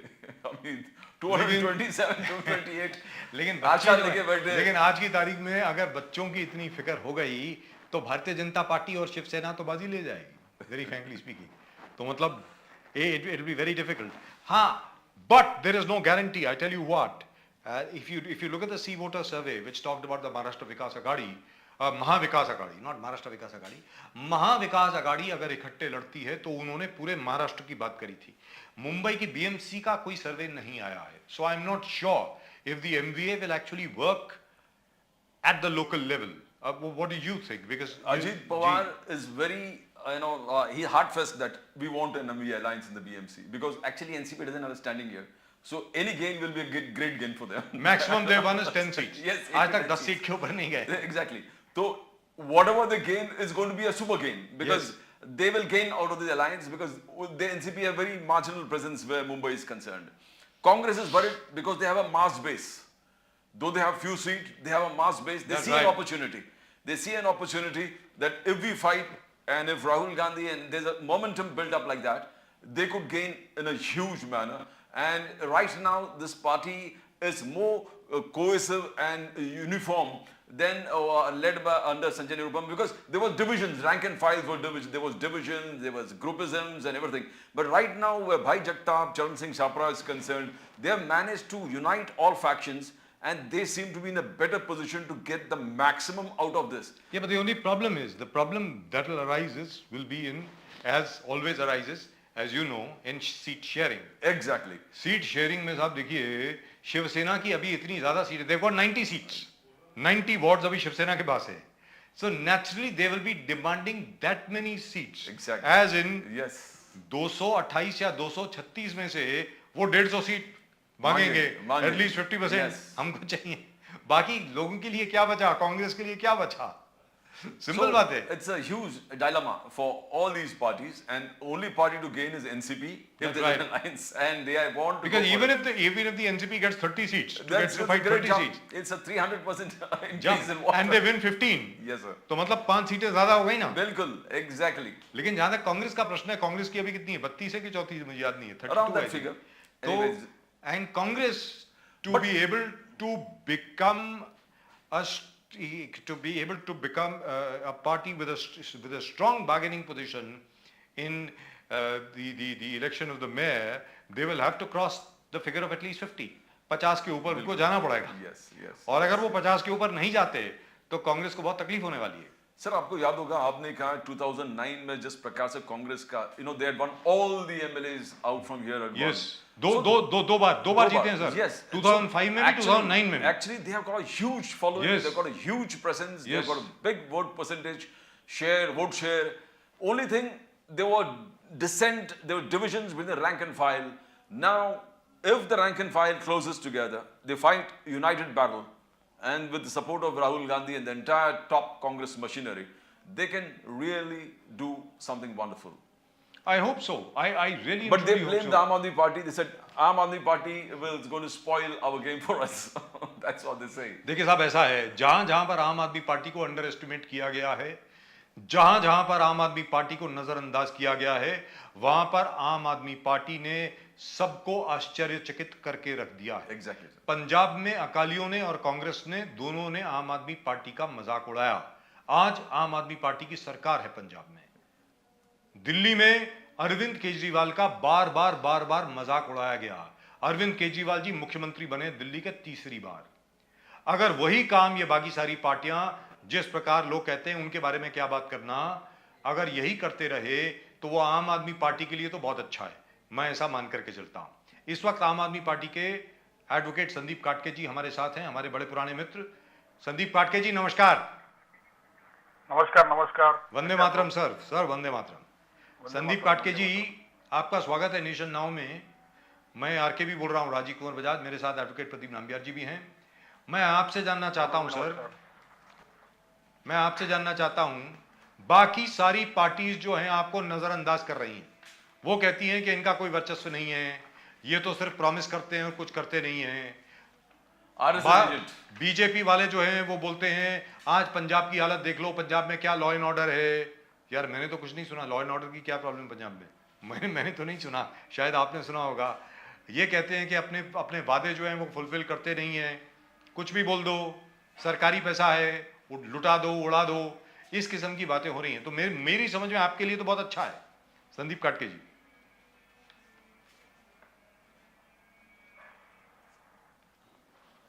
नहीं, अभी तो कैसा है राजनीति में, अगर आप आपके विरोधियों की तारीफ करोगे. आवाज आ रही मेरी? Yes, बिल्कुल आ रही है सर, बिल्कुल आ रही है. हाँ. तो राजनीति का तो नियम ही है कि आप आपके विरोधी की तारीफ नहीं कर सकते. और अभी ये जो बीजेपी हो या कांग्रेस हो, तो ये इतने भी मतलब दिलदार विरोधी नहीं है जो अपने विरोधियों की तारीफ करे. तो नॉर्मली कैसा है, कोई अच्छा काम करेगा तो उसकी तारीफ करनी चाहिए, लेकिन इनको कोई अच्छा काम करेगा तो वो देखा नहीं जाता, इनको जलन होती है. जी. तो इसके लिए वो तो बुराई करेंगे.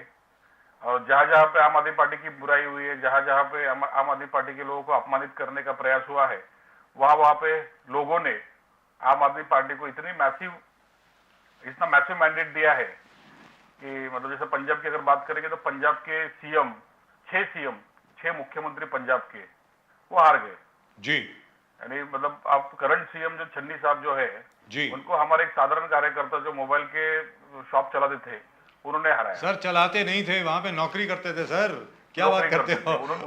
वो yes, मोबाइल की दुकान में नौकर हुआ करते थे बेचारे, उन्होंने हराया है चन्नी साहब को, सीएम को हराया। जी बिल्कुल बिल्कुल बिल्कुल दुरुस्त बात है।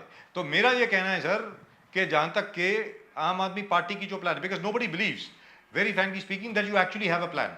मैं फ्रैंकली आपको बोल रहा हूं, जो अलग अलग पार्टी जो हैं, बाकी सब लोग जो हैं, किसी को विश्वास नहीं होता कि आम आदमी पार्टी के पास एक्चुअल प्लान है 228 वार्ड की।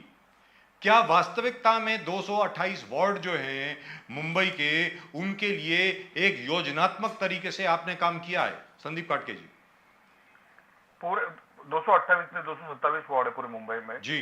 अगर नया डिलिमिटेशन पकड़ेंगे तो 236 होंगे, तो 236 हो जाएंगे, करेक्ट जी। हाँ, तो आम आदमी पार्टी का पूरा संगठन रेडी है। हमारे 6 के 6 जोनल इंचार्ज है, हर असेंबली में हमारे इंचार्ज है, हमारे लगभग 80 के ऊपर ऑफिसेस खुले हैं हर एक वार्ड में। तो आम आदमी पार्टी जो है पूरी तरह से तैयार है इलेक्शन लड़ने के लिए। वंडरफुल। और हम जो है हम मुद्दों के ऊपर राजनीति करते हैं जी। हम भावना के ऊपर राजनीति नहीं करते, हम धर्म के ऊपर राजनीति नहीं करते, हम भाषा के ऊपर राजनीति नहीं करते, हम प्रांतवाद के ऊपर राजनीति नहीं करते, हम राजनीति करते हैं मुद्दों के ऊपर जी। आज ही हमने इलेक्ट्रिसिटी डिपार्टमेंट को प्राइस हाइक के बारे में जो ऑब्जेक्शन दिया था उसका रिप्लाई हमें कल मिला, और रिप्लाई के बारे में आज हमने हमारे फेसबुक लाइव से सब लोगों को बताया कि उनके रिप्लाई में जो चीजें उन्होंने बताई है, तो इससे स्पष्ट होता है कि महाराष्ट्र में प्राइस हाइक जो है वो अभी अनिवार्य है और वो होने वाली है। इसमें कोई भी बदलाव जो है इलेक्ट्रिसिटी डिपार्टमेंट MERC लेने के मूड में नहीं है, और ये पारित होने वाली है। इसके बारे में आज हमने फेसबुक लाइव के माध्यम से पूरी जानकारी दी।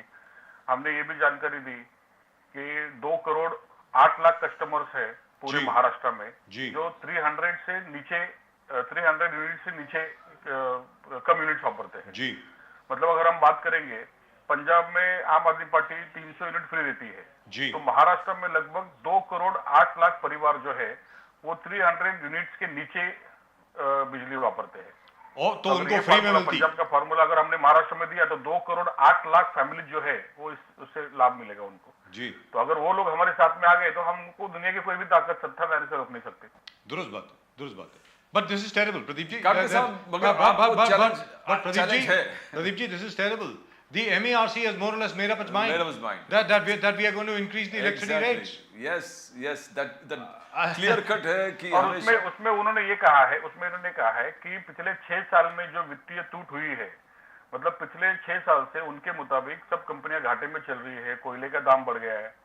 तो अभी कोयले की अगर हम बात करेंगे तो कोयले का अभी जो नया एजेंडा है, रेल, वाटर और पोर्ट, मतलब REC ऐसा उसका कुछ नाम है, जिसमें झारखंड से कोयला निकल के पश्चिम बंगाल के यहाँ पोर्ट पे लाते हैं, वहां पे वो सी के थ्रू मुंद्रा पोर्ट पे आता है, मुंद्रा पोर्ट से रेलवे में फिर वो वापस से पंजाब की तरफ जाता है, जहाँ पे जिसकी जरूरत है वहां पे जाता है। तो अगर इस प्रकार का ट्रांसपोर्टेशन में इतना खर्च करेंगे तो कोयले का भाव तो बढ़ने वाला ही है, और कोयले के खदान जो है, कोयले का पूरा जो इंपोर्ट है वो अदानी करते हैं। तो ये सब प्राइस हाइक जो है वो उसी का कारण है। तो आपको एक चैलेंज है, आपको चैलेंज यही है कि राजस्थान बजट आप देखोगे किस प्रकार से है।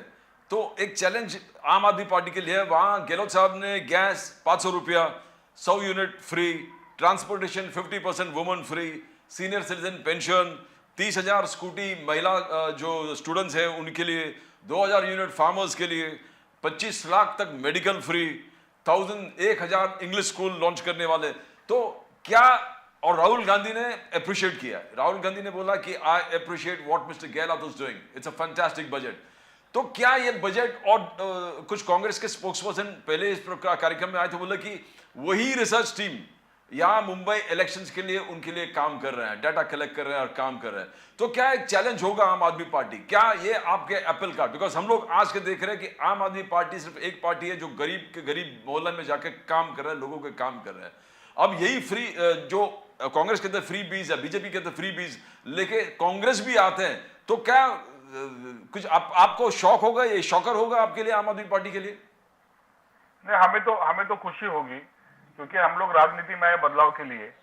अगर हमारे माध्यम से ये बदलाव हो रहा है, लोगों का फायदा हो रहा है, तो उसकी खुशी तो हमको होगी, क्योंकि इतने साल से सभी हमको फ्रीबी के नाम पे चिल्लाते हैं, बीजेपी वाले चिल्लाते हैं, कांग्रेस वाले चिल्लाते हैं, लेकिन अभी वही कॉपी कर रहे हैं। आप मुंबई में देखोगे और पूरे महाराष्ट्र में देखोगे तो आपला दवाखाना के नाम से सब डिस्पेंसरी चालू हुई है जी। ये आपला दवाखाना क्या है? इसको आप आपका दवाखाना बना दीजिए।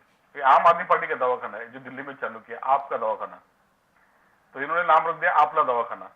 तो ये जो चीजें है ये सब डिस्कवरीज और इनोवेशन आम आदमी पार्टी का है, और लोगों को अगर सुविधा मिलती है तो इससे आम आदमी पार्टी के कार्यकर्ता बोल के मुझे खुशी होगी, क्योंकि लोगों को जो सुविधा मिलनी चाहिए तो अभी तक नहीं मिल रही थी। आम आदमी पार्टी ने पहल की, आम आदमी पार्टी ने सुविधा देनी चालू की, तो बाकी के जितने भी पॉलिटिकल पार्टीज है वो जाग गए कि अगर हमने भी ये नहीं दिया तो हमारा भी डब्बा गुल हो जाएगा जी। तो इसके लिए वो सब चीजें उन्होंने, ये अरविंद जी ने बहुत पहले कहा था, वैसे ऐसी बात नहीं है, ये अरविंद जी ने कोई 3 के 4 साल पहले कहा था कि आप देखिएगा जो हम दिल्ली में कर रहे हैं, आम आदमी पार्टी का जो मॉडल है, अगर बाकी राज्य सरकारें नहीं करेंगी तो लोग जबरन उनको फोर्स करेंगे कि आपको ये यहाँ पे करना पड़ेगा। चलिए ये तो उन्होंने बात कर ली आपला दवाखाना की, लेकिन जहां तक बीएमसी स्कूल्स का सवाल है, स्कूल्स के ऊपर आपकी काफी स्टडी है, बाकी हर चीज के ऊपर भी आपकी काफी स्टडी है, वहां पर कोई मूवमेंट नहीं दिख रही मुझे फिलहाल सर। नहीं, स्कूल में भी आदित्य ठाकरे जी ने लेके है ना, मुंबई पब्लिक स्कूल का एक कॉन्सेप्ट लेके आया जी। अलग अलग एनजीओस को उन्होंने स्कूल चलाने के लिए दिया, फिर उसके बाद में सीबीएसई बोर्ड जो है वो बीएमसी के स्कूल में लागू किया जी। तो ये सब डेवलपमेंट उन्होंने करने की कोशिश की, लेकिन वो भूल गए कि अपना जो लोकल बोर्ड है एसएससी जी, उसको बढ़ावा देना चाहिए, और जी। एसएससी बोर्ड के माध्यम से जो विद्यार्थी है, जो स्टूडेंट्स है, वो एसएससी बोर्ड के माध्यम से अपने पास आने चाहिए। और जैसे सीबीएसई जो है पूरे देश में चलता है, आईसीएसई जो अभी बोर्ड है जी। वो पूरे देश में चलता है, वैसे एसएससी बोर्ड भी पूरे देश में चलना चाहिए। उसके लिए आपको वो चीजें प्रमोट करनी चाहिए, लेकिन वो आपसे होता नहीं है जी। तो मेरा तो यही कहना है कि मतलब कैसा है कि आप करना तो चाहते हैं, लेकिन आपके पास कोई विजन नहीं है, आपके पास कोई एक्शन प्लान नहीं है, और आपके पास वैसे लोग नहीं है। आपके पास जितने भी लोग हैं वो सब संस्था के नाम से पैसे खाने के लिए आपसे जुड़े हुए हैं और खाली बिल पास करते हैं। आप अगर बीएमसी के स्कूल का फैसिलिटी मैनेजमेंट का टेंडर देखोगे, भारत विकास ग्रुप और क्रिस्टल को दिया गया है, उसमें साल का 200 करोड़ रुपए का खर्चा होता है जी। उसके बावजूद बीएमसी स्कूल की हालत जो है वो आज भी इतनी सुधरी नहीं है कि कोई भी अच्छा parent, upper middle class parent या मिडिल क्लास पेरेंट अपने बच्चों को बीएमसी स्कूल में एडमिशन लेने की हिम्मत करेगा। But you had said some time back when we had talked to you कि जहां तक आम आदमी पार्टी का सवाल है, एटलीस्ट तकरीबन 1000 नए स्कूल जरूर बनेंगे, या 1000 स्कूल बनेंगे including the existing schools which will be transformed. Sir yes, ये हमारे एजेंडे पे है। हमारा जो म्युनिसिपल कॉर्पोरेशन के लिए जो मैनिफेस्टो आएगा, वो मैनिफेस्टो में ये सब चीजें समाविष्ट रहेंगी। 1000 स्कूल जो नए बनाने का वो हमारा प्लान है जी।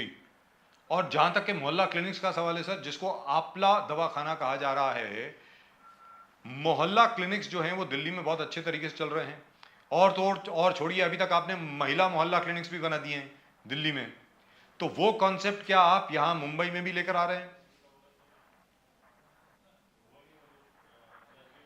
दिल्ली का मॉडल ही तो पूरे देश में लागू करना है। दिल्ली का जो मॉडल बना है एजुकेशन का, स्वास्थ्य का, फ्री बिजली का, यही तो हमारा मॉडल है, यही तो केजरीवाल गवर्नेंस है, मॉडल ऑफ गवर्नेंस है। तो वही तो मॉडल को हम लोग प्रमोट कर रहे हैं। पंजाब में भी वही लागू किया, पंजाब में भी बिजली फ्री कर दिया, अच्छे स्कूल बनाए, हॉस्पिटल की सुविधा की, हॉस्पिटल के इंफ्रास्ट्रक्चर का डेवलपमेंट चालू है। तो जो केजरीवाल मॉडल ऑफ गवर्नेंस है वही मॉडल यहाँ पे मुंबई में भी लागू करना है। तो जो चीजें दिल्ली में हुई है तो ये मुंबई वालों को भी मिलनी चाहिए।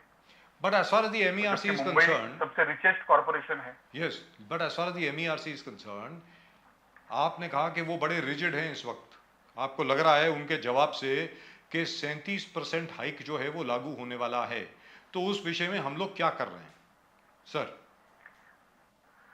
तो आज ही हमने फेसबुक लाइव के माध्यम से सब चीजें जो है उन्होंने रिप्लाई में जो चीजें हमको कही वो हमने लोगों को बताई, और इस अगले नेक्स्ट वीक से हम लोग ने प्लान किया है कि पूरे मुंबई में हम लोग इसके ऊपर प्रोटेस्ट करेंगे, इसकी विजिबिलिटी बढ़ाएंगे जी। विटी स्टेशन हो, दादर स्टेशन हो, अंधेरी स्टेशन हो, बोरली स्टेशन हो, फिर उसके बाद में बस स्टॉप हो, हर एक असेंबली के जो इंचार्ज है उनको हमने इंस्ट्रक्शंस दिए हैं कि आपको असेंबली लेवल पे प्रोटेस्ट लेना है, वार्ड वालों को बोला है वार्ड लेवल तक प्रोटेस्ट लेना है, ताकि लोगों को मालूम पड़े। लोग कैसा है, Mumbai people are very tolerant, तो मुंबई के जो लोगों का टॉलरेंस है, लोगों ने अभी उसको मतलब कंसिडर किया है कि मुंबई के लोग क्या है, जितना कितना भी प्राइस बढ़ा उसके ऊपर आवाज नहीं उठाते जी। लेकिन अभी इस बार वैसे नहीं होगा। आम आदमी पार्टी के माध्यम से मुंबई के लोगों की आवाज जो है वो आपको हर जगह पे दिखेगी, और बिजली के मुद्दे पे पूरे शहर में आपको आम आदमी पार्टी के कार्यकर्ता दिखेंगे जो लोगों को अवेयर करेंगे। वंडरफुल। ये एक जबरदस्त मुद्दा होगा संदीप काटके साहब। This is going to be a fantastic move on the Aam Aadmi party, और हमें लगता है कि ये आपके लिए एक जबरदस्त अपॉर्चुनिटी है पूरे पार्टी को पूरे मुंबई में और बीएमसी इलेक्शंस के हिसाब से तैयार करना। भले बीएमसी इलेक्शन मुद्दा ठीक है, अलग विषय है, but this is the most necessary, because मुझे कोई दूसरे पार्टी ग्राउंड लेवल पे आके मोर्चा धरना प्रदर्शन में बैठने वाले पार्टी कोई भी मुंबई में आज तक दिख नहीं रहा है सिवाय आम आदमी पार्टी का। मुझे याद है कि 2009 का, हाँ बोलिए ना। अभी का लेटेस्ट डेवलपमेंट शायद आपने सुना नहीं कि हाँ। शिवसेना का जो चिन्ह है और शिवसेना पार्टी का पूरा नाम जो है शिंदेगढ़ को दिया गया। Correct correct. We know about it. Yes sir. तो उद्धव ठाकरे की जो पार्टी है, पूरी पार्टी अभी उसका जो कॉपीराइट है पूरा शिंदे के नाम पे हो गया, पार्टी का सिंबल शिंदे के नाम पे हो गया। अभी उद्धव ठाकरे के पार्टी के लोग जो है वो कौन से निशाने पे लड़ेंगे, कौन सा नाम यूज करेंगे जी, ये सबसे बड़ा संभ्रम जो है अभी लोगों में होने वाला है जी। लोग देख रहे हैं कि जो कुछ भी चीजें हो रही है वो चीजें असंवैधानिक है, गैर कानूनी है, क्योंकि आप मतलब अगर समझ लो मनसे का एक एमएलए है, अगर मनसे का एक एमएलए अगर मनसे छोड़ के दूसरे अलग गुट बना लेता है, यानी तो 100% इलेक्टेड रिप्रेजेंटेशन जो है उसके अकेले के पास है, तो पूरी मनसे पार्टी जो है आप इलेक्शन कमीशन क्या उस एमएलए के नाम पे करने वाली है। तो ये सरासर गैर संवैधानिक चीजें है, असंवैधानिक चीजें है। इसके ऊपर भी अभी लोगों को ये सब चीजें मालूम पड़ रही है कि ये सब इसके पीछे बीजेपी का हाथ है, और शिवसेना जो है वो कमजोर हो गई है, कांग्रेस नेग्लिजिबल है, एनसीपी का तो मुंबई में कुछ बेस ही नहीं है। तो मुंबई में भी लोग अभी चाह रहे हैं कि भाई कोई नया पर्याय आए, नया ऑप्शन मिले, तो लेकिन जो अभी आम आदमी पार्टी के माध्यम से। लेकिन संदीप पाटके जी, जैसे प्रदीप जी ने अभी भी कहा और हम लोग ये काफी देर से कह रहे हैं, ये जो बिजली का मुद्दा है, ये जो आप लोगों ने लिया है किसी और पार्टी ने इस कदर नहीं लिया है, कोई और इस पर सड़क पर नहीं उतरा है, केवल आप उतरे हैं। तो मुझे ऐसा लगता है कि अगर आप इसको बहुत अच्छे तरीके से आम आदमी पार्टी इसमें आंदोलित हो जाती है तो बहुत लोग आपके साथ जुड़ जाएंगे, पूरा मुंबई शहर आपके साथ जुड़ जाएगा इस विषय को लेकर के। संदीप काटके जी। नहीं, हमने पूरा प्लान किया ना, मैं अभी तो आपको वही बता रहा था कि आज भी हमने फेसबुक लाइव किया, फेसबुक लाइव के माध्यम से एमएआरसी का जो रिप्लाई था वो पूरा रिप्लाई हमने लोगों को बताया, और हमने लोगों को कहा कि अभी इस विषय में अभी सड़क पे उतरना जरूरी है, क्योंकि एमएआरसी जो है उन्होंने 37% का प्राइस हाइक जो है उसको सैंक्शन लगभग दे ही दिया है, उन्होंने रिटर्न में हमको दिया है कि ये अनिवार्य है, और पिछले 6 साल का वित्तीय टूट भरने के लिए हमको प्राइस हाइक करना पड़ेगा। और ये प्राइस हाइक को उन्होंने जस्टिफाई किया है अलग अलग मुद्दों से लेकर, उन्होंने कंपेयर किया है काफी अलग अलग स्टेट को, और बताया है कि पिछले 6 साल में सब बिजली की कंपनियां घाटे में है, कोयले का भाव बढ़ गया है, थर्मल प्लांट, डिस्कॉम, ये सब काफी चीजें उन्होंने हमको बताई है, और उसके माध्यम से ये तय है कि प्राइस बढ़ने वाला है। अभी ये चीजें लोगों तक पहुंचाने के लिए दूसरी कोई पार्टी हिम्मत नहीं करेगी, क्योंकि उनका पार्टी का जो आइडियोलॉजी है वो धर्म के नाम पे है, भाषा के नाम पे है, उनको डेवलपमेंट करना नहीं है। आम आदमी के जो साधारण प्रश्न है, मूलभूत प्रश्न है, उसके ऊपर कोई बात ही नहीं करता। तो आम आदमी पार्टी इस मुद्दों को लेकर पूरे जमीन में पूरे ताकत के साथ में उतरेगी, वार्ड लेवल से लेकर प्रदेश लेवल तक हर तरीके का आंदोलन होगा, विजिबिलिटी कैंप होगा, हमारे बैनर्स भी लगेंगे, क्योंकि 15 तारीख तक का ये था जी, 15 फरवरी तक ऑब्जेक्शन रेज करने थे, और 16 फरवरी को हमको उसका रिप्लाई आया। तो ये अभी लगभग तय है कि प्राइस हाइक होने वाला है और इसमें हम लोग उग्र आंदोलन करेंगे और मुंबई करों को अपील करेंगे कि ये आंदोलन में सभी मुंबई करों को शामिल होना है। और आम आदमी पार्टी अगर सत्ता में आती है तो 200 यूनिट बिजली का तो प्रॉमिस हमारा तय ही है। तो अगर प्राइस हाइक भी होती है तो 200 यूनिट बिजली जो है आम आदमी की तरफ से मुंबई करों को फ्री मिलेगी।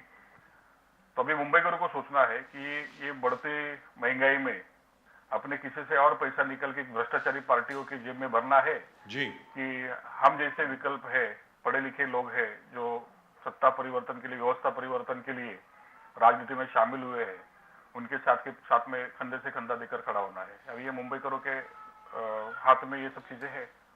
जी प्रदीप जी। खाड़के साहब, आप देखो कैसे आप इश्यूज ले रहे हो, इश्यूज लेके आप लोगों के बीच में जा रहे हो, मगर आज संजय राउत जी गए थे कोंकण में, पहले रत्नागिरी गए थे जहां पर जर्नलिस्ट को मारा गया था, उनके घर में गए थे, फिर बाहर आए तो पूरे जगह जबरदस्त इलाका हमारा, इलाका तेरा और धमाका हमारा। यानी इश्यूज क्या है ये? इश्यूज ये झगड़ा, स्ट्रीट फाइट, यही हम लोग देखते हैं। यानी पूरे स्लोगन्स और होर्डिंग्स पूरे लगे हुए थे सिंधुदुर्ग रत्नागिरी में, इलाका तेरा धमाका हमारा, और फिर आगे जाके फिर वो कहना कि हम मुझे जेल में अरेस्ट करने वाले थे, मुझे मार डालने वाले थे जेल के अंदर, पूरे प्लानिंग हुआ था। जितेंद्र आवाड जिस प्रकार से कह रहे हैं कि मुझ पे अटैक होने वाला था, मेरे फैमिली को डिस्ट्रॉय करने वाले थे, अटैक होने वाला था। तो एक के बाद एक, क्या आपको लगता है कि लॉ एंड ऑर्डर, फिर जर्नलिस्ट का मरना, हत्या, जर्नलिस्ट हत्या, तो क्या लॉ एंड ऑर्डर स्थिति इतना गंभीर है जितना संजय राउत और अजित पवार वगैरह बोलते हैं? पूरी लॉ एंड ऑर्डर सिचुएशन जो है अभी पूरे महाराष्ट्र की, आप खुद देख सकते हो कि अगर आप रास्ते पे भी अगर आप जा रहे हो तो पीछे से पुलिस वाला आपका कब फोटो खींच लेगा आपको पता भी नहीं चलेगा। तो ये पूरा अंधा कानून चल रहा है, कोई किसको भी कुछ भी धमकियां दे रहा है, कोई किसको भी उठा के जेल में डाल रहा है, किसका किसी के ऊपर कोई कंट्रोल नहीं, किसका कोई सुनता नहीं। और जो चुनी हुई सरकारें हैं उसको ईडी सीबीआई की धमकी देके गिरा देते हैं। अगर किसी ने कुछ कहा तो उसके ऊपर झूठे केसेस बना देते हैं। आपने देखा अभी बीबीसी के ऊपर रेड पड़ी, तो बीबीसी का गलती क्या था, तो उन्होंने एक डॉक्यूमेंट्री रिलीज करना था, तो डॉक्यूमेंट्री के ऊपर तो आपने रोक लगा दिया, लेकिन अभी धमकाए कैसे? क्योंकि कोई दूसरा पत्रकार जो इसकी जरूरत नहीं करना चाहिए, इसकी हिम्मत नहीं करना चाहिए, तो उसके ऊपर आईटी की रेड मार दो, सब पत्रकारों के लैपटॉप छीन लो, मोबाइल छीन लो, उनमें डर का माहौल पैदा करो। इस प्रकार की स्थिति है। तो ये पॉलिटिकल लीडर्स भी है, पॉलिटिकल लीडर्स तो इसी स्थिति का फायदा लेना चाहते हैं। आप देखोगे अगर जितेंद्र आवाड का जो इश्यू था, मैं देख रहा था, तो उधर के कोई उपायुक्त थे, असिस्टेंट डेप्यूटी म्युनिसिपल कमिश्नर, तो उनका कुछ पंगा था। ये सब पैसे का लफड़ा है। जितेंद्र आवाड ने कुछ काम बोला रहेगा, उसने काम किया नहीं रहेगा, जितेंद्र आवाड के कुछ नुकसान हुआ रहेगा पैसे का, तो दोनों का लड़ाई चल।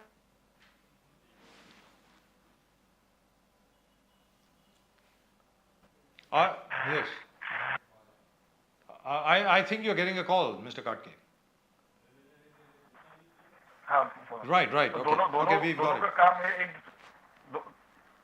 दोनों एक सब दोनों का काम है जनता का पैसा अपने जेब में कैसे डालना। जितेंद्र आवाड ने तो वीडियो रिलीज किया कि वो 40 लाख रुपया रोज का कलेक्शन करता था और 20 लाख रुपया अधिकारियों में बांटता था, तो शायद से जितेंद्र आवाड जी को उनका हिस्सा नहीं मिला रहेगा। तो इसके लिए ये सब लफड़ा है। ये आपसे जानना चाह रहे हैं सर, आपसे जानना चाह रहे हैं संदीप पाटके साहब, आप कहते हैं सीबीआई की धमकी, ईडी की धमकी, बाकी सब लोगों की धमकी, क्या आपको आज तक कोई धमकी मिली है ऐसी? हमारे पार्टी के ऊपर भी तो काफी प्रयत्न हुआ था। अभी आप देखो दिल्ली में एमसीडी के इलेक्शन में, मैं दिल्ली की बात नहीं कर रहा सर, मुंबई की बात कर रहा हूँ, मैं मुंबई की बात कर रहा हूँ। दिल्ली का तो सबको मालूम है क्या हो रहा है। जी नहीं, मुंबई में अभी तक तो हम वो पोजीशन पे पहुंचे नहीं कि उनसे धमकियां मिले, लेकिन थोड़े दिन में धमकियां हमको चालू हो जाएगी। मतलब जब आप जीतेंगे उसके बाद तो आप अभी बड़े किस्मत वाले हैं। जब उनको लगेगा कि ये आम आदमी पार्टी वाले जीत सकते हैं, तो हमको रोकने के लिए हमारे ऊपर भी आईटी की रेड सीबीआई आ जाएगी। So you are very lucky right now. Everybody is ignoring you. Under the radar. You are under the radar right now. Yeah. Right. All the best to you, sir. Sandeep Katke sahab, it's been a great pleasure as always talking to you. You are the only party today that is standing with the poor. गरीबों के साथ अकेले आप खड़े हैं, सीधी सादी बात। और काटके साहब के जो मेहनत करे लगातार गरीबों के, जो मीटर डिस्कनेक्शन में और मीटर MERC में लड़ने, ये बहुत अप्रिसिएशन के, you are really worthy of appreciation कि such a great fight that you are doing for the people. Really proud of you, Mr. Katke. Keep it up. Keep it up. Thank you, sir. Thank you. Mr. Sandeep Katke of the Aam Aadmi Party. Thank you so much, sir. Vande Mataram. Right, and I think the Aam Aadmi Party is very lucky that everybody is ignoring them. But these are the right issues. Sir, ab dekho, Congress doesn't have a plan. Yes. BJP talks on development. They said we are not going to get into No, administrative they decisions. talk on big ticket projects. They only Bilkul. talk about Yes, infrastructure. yes. Huge, matlab 2,000 crore idhar, 3,000 Yes. crore idhar, $1 billion there, $2 billion there, which is fantastic. Uddhav सेना Great for the city. अपने लफड़े में फंसे हुए जी. एक नाथ शिंदे वही अपने तो आज के तारीख में बीजेपी डेवलपमेंट प्लान आम Aadmi party for the people गरीब से गरीब लोगों के लिए उनका हक उनके देश के लिए लड़ना Sir, Aam Aadmi Party for specific issues affecting the common man. Yes yes common man को जो अफेक्ट करता है यानी उन पे जो उनकी जिंदगी के ऊपर जो प्रभाव पड़ता Exactly. है सिर्फ वो विषय आज की तारीख में सिर्फ और सिर्फ आम आदमी पार्टी ले रही है और कोई नहीं ले रहा है सीधी बात है Yes. अरे भाई आप 37% अगर आप बिजली का बिल बढ़ा देंगे तो आदमी खाएगा क्या एग्जैक्टली वापस जाना पड़ेगा आकाश कंडील लगा के या वापस लैंटर्न वो जो क्या होती है हरिकेन लैंप लगाना पड़ेगा अपने घर में बिजली बंद सीधी बात है 37% हाइक आज जो बिजली का बिल आ रहा है लोग दे नहीं पा रहे हैं अरे उसके बाद क्या होगा किसी ने सोचा ही नहीं है कभी which is absolutely terrible. Right, at the moment we have got some very good news indeed. Our very dear friend and senior journalist Shahjahan Attar Saab has just been selected for the B.R. Ambedkar Award. Shahjahan Attar Saab, नमस्कार. नमस्कार sir.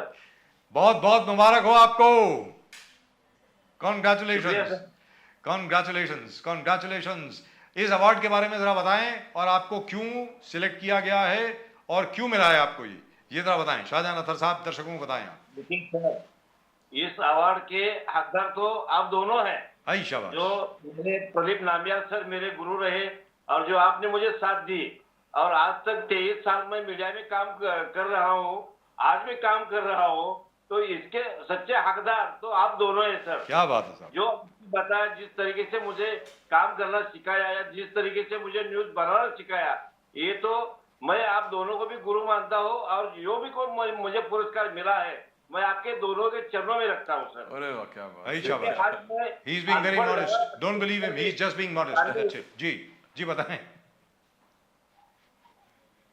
ये बताएं. शाहजहां अतर साहब बताएं ये award क्या है और क्यों मिला है आपको वो जरा बताएं.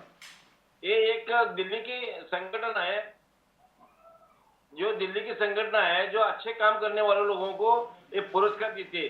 तो महाराष्ट्र में शायद पहली बार एक बेस्ट रिपोर्टर बोल के मुझे एक पुरस्कार मिला है और वो पुरस्कार के लिए 12 मार्च 2023 में मुंबई सदन भवन में उसका वितरण होने वाला है. यहाँ पर केंद्रीय राज्य मंत्री रामदास जी आठवले और अभी और कोई मंत्री लोग वहां पर उपस्थित रहने वाले हैं.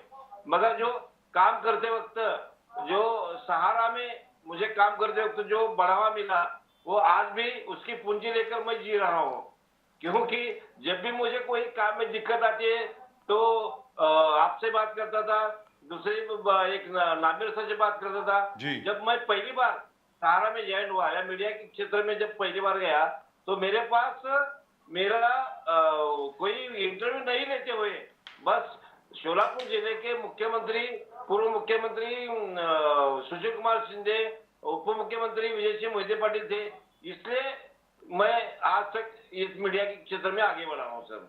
Wonderful, wonderful. It says, let me read this out. बिल्कुल sir. It says, we are pleasure to inform you that the selection committee of the Bharat Ratna B.R. Ambedkar National Excellence Awards for above all 9th registered organizations and we jointly recognize your social services and other literary activities, etc., etc., etc. The Best Editor Journalist Excellence Award 2023 will be given to Mr. Shahjahan Attar on the National Women's Day Conference 2023, which will be held on the 12th of March at the new Maharashtra Southern Kasturba Gandhi Marg, which is right next to my house, by the way, which is fantastic. Yes.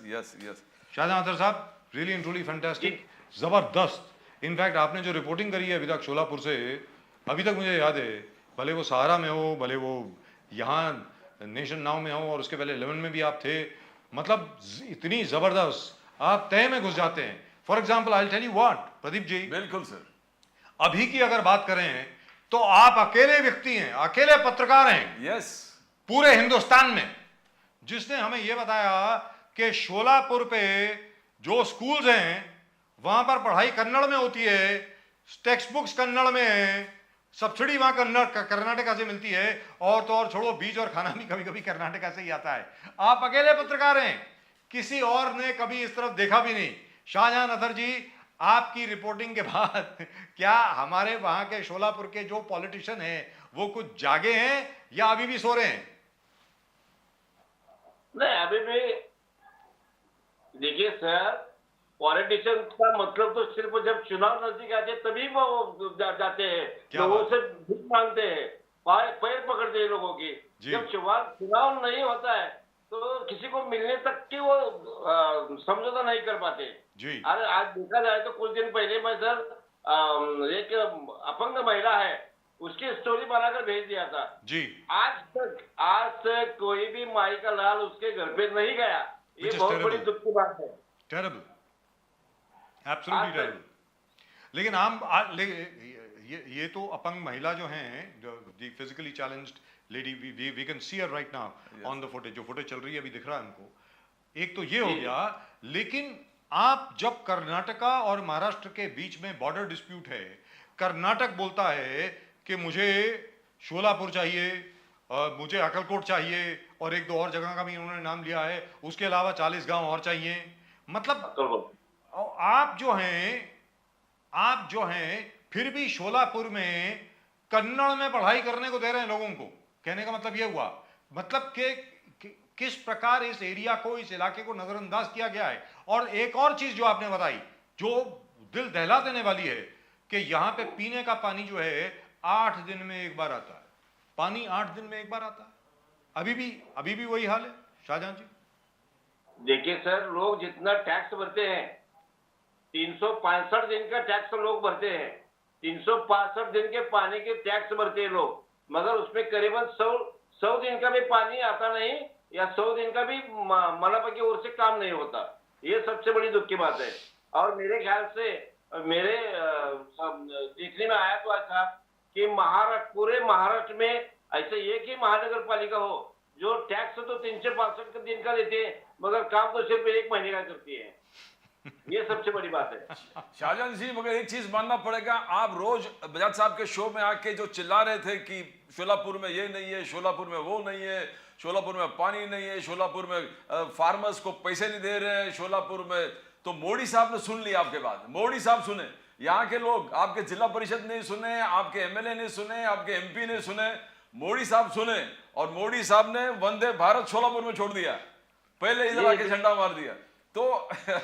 तो ये कोई तो सुन लिया आपका, शोलापुर में वंदे भारत शोलापुर, 2 ही ट्रेनें, एक शिरडी एक शोलापुर। क्या बात है। मैक्सिमम क्रेडिट शाहजहां जी आपको जाना चाहिए, बिकॉज आपने जिस प्रकार से लगातार इस विषय को उठाते रहे, हर प्रोग्राम में बजाज साहब के आपने उस वहां के प्रॉब्लम्स को हाईलाइट कर दिया, और ऐसे सिंसियरली शायद बहुत कम पत्रकार इतने ओपन तरीके से बात कर। प्रदीप जी, कहने का मतलब ये हुआ सुशील कुमार शिंदे जी ने बात नहीं सुनी, मोदी जी ने सुन ली। एग्जैक्टली सर, शाहजहां जी।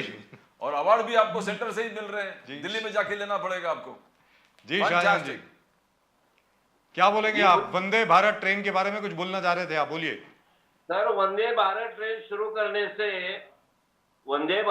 शुरू करने से जो युवा पीढ़ी है उनको अगर रोजगार दे जाते हैं जी, तो आज शोलापुर के करीबन 25,000 से ज्यादा युवा पुणे, मुंबई, कलकत्ता, हैदराबाद में काम के लिए जाते हैं। अगर वही काम अगर उन युवा को शोलापुर में मिलता है तो करोड़ों का बाजार, करोड़ों का फायदा वहां के लोगों का हो सकता है। वंदे मातरम ट्रेन हो गई, मगर कारोबार तो सब पूरा बाहर देश चल रहा है। तो बाहर देश में जो मुंबई, पुणे में लोग जा रहे हैं उनके लिए ठीक है, जो 6 घंटे के अंदर वो ट्रेन मुंबई पहुंच रही है जी, मगर उससे पेट नहीं भरेगा लोगों का। पेट भरने के लिए अनाज होना जरूरी है, पेट भरने के लिए काम होना जरूरी है, पेट भरने के लिए अच्छा नेता पैदा होना जरूरी है। अगर यही बात मोदी साहब सुनते हैं तो मैं उनको एक विनती कर सकता हूं मोदी साहब को कि ये ट्रेन, रोजगार, ये उपलब्ध करने का काम कीजिए पहला, तब आने वाले चुनाव में उनको अच्छे दिन आएंगे। अच्छे दिन आए, ये तो बार बार बोला जाता है, मगर क्या अच्छे दिन आए? बिगड़ खाना खाकर सो जाएंगे तो वो अच्छे दिन बोलेंगे? ये आम आदमी की समस्या है। जब तक आम आदमी की समस्या दूर नहीं हो जाती तब तक कोई अच्छे दिन नहीं आने वाले सर। शाहजहां जी, एक बार फिर आपको बहुत बहुत मुबारकबाद, आपको साधुवाद। इतने सालों तक आपने इतनी जबरदस्त रिपोर्टिंग करी, पूरा शोलापुर आपको जानता है, शोलापुर के कण कण से आपने हमें अवगत कराया, शोलापुर की समस्याओं से आपने हमें अवगत कराया, सारी दुनिया को उसकी जानकारी दी और उसके एवज में आपको ये भारत रत्न BR अम्बेडकर अवार्ड से सम्मानित किया जा रहा है। उसके लिए आपको एक बार फिर साधुवाद, मुबारकबाद, congratulations. Thank you so much. It's a real pleasure knowing you Shahjahan ji. So nice of you for coming on our show. बहुत बहुत शुक्रिया आपका कि आप हमारे साथ जुड़े हैं और इसी तरह आगे भी आप जुड़े रहें। हम लोगों को बहुत गर्व होता है आपको देख करके, मैं खुद बड़ा गर्वान्वित हूं आपको देख करके कि किस प्रकार आप अकेले लड़ रहे हैं शोलापुर के लिए। From both advocate Pradeep Nambiar ji and myself, congratulations to you. Shahjahan ji, साधुवाद। Thank you. नमस्कार। मुबारक हो। नमस्कार। Thank you sir. Thank you sir. We'll see you again either tomorrow or day after. Thank you so much. Thank you sir. Thank you sir. Really wonderful. Shahjahan, Fantastic. getting an award, absolutely Fantastic. wonderful. Really and truly wonderful. I feel so proud. I really feel so proud. When we took him with us way back in 2002, 2003, he was a young man. Yes. He still didn't have too many hair, but he was still a young man.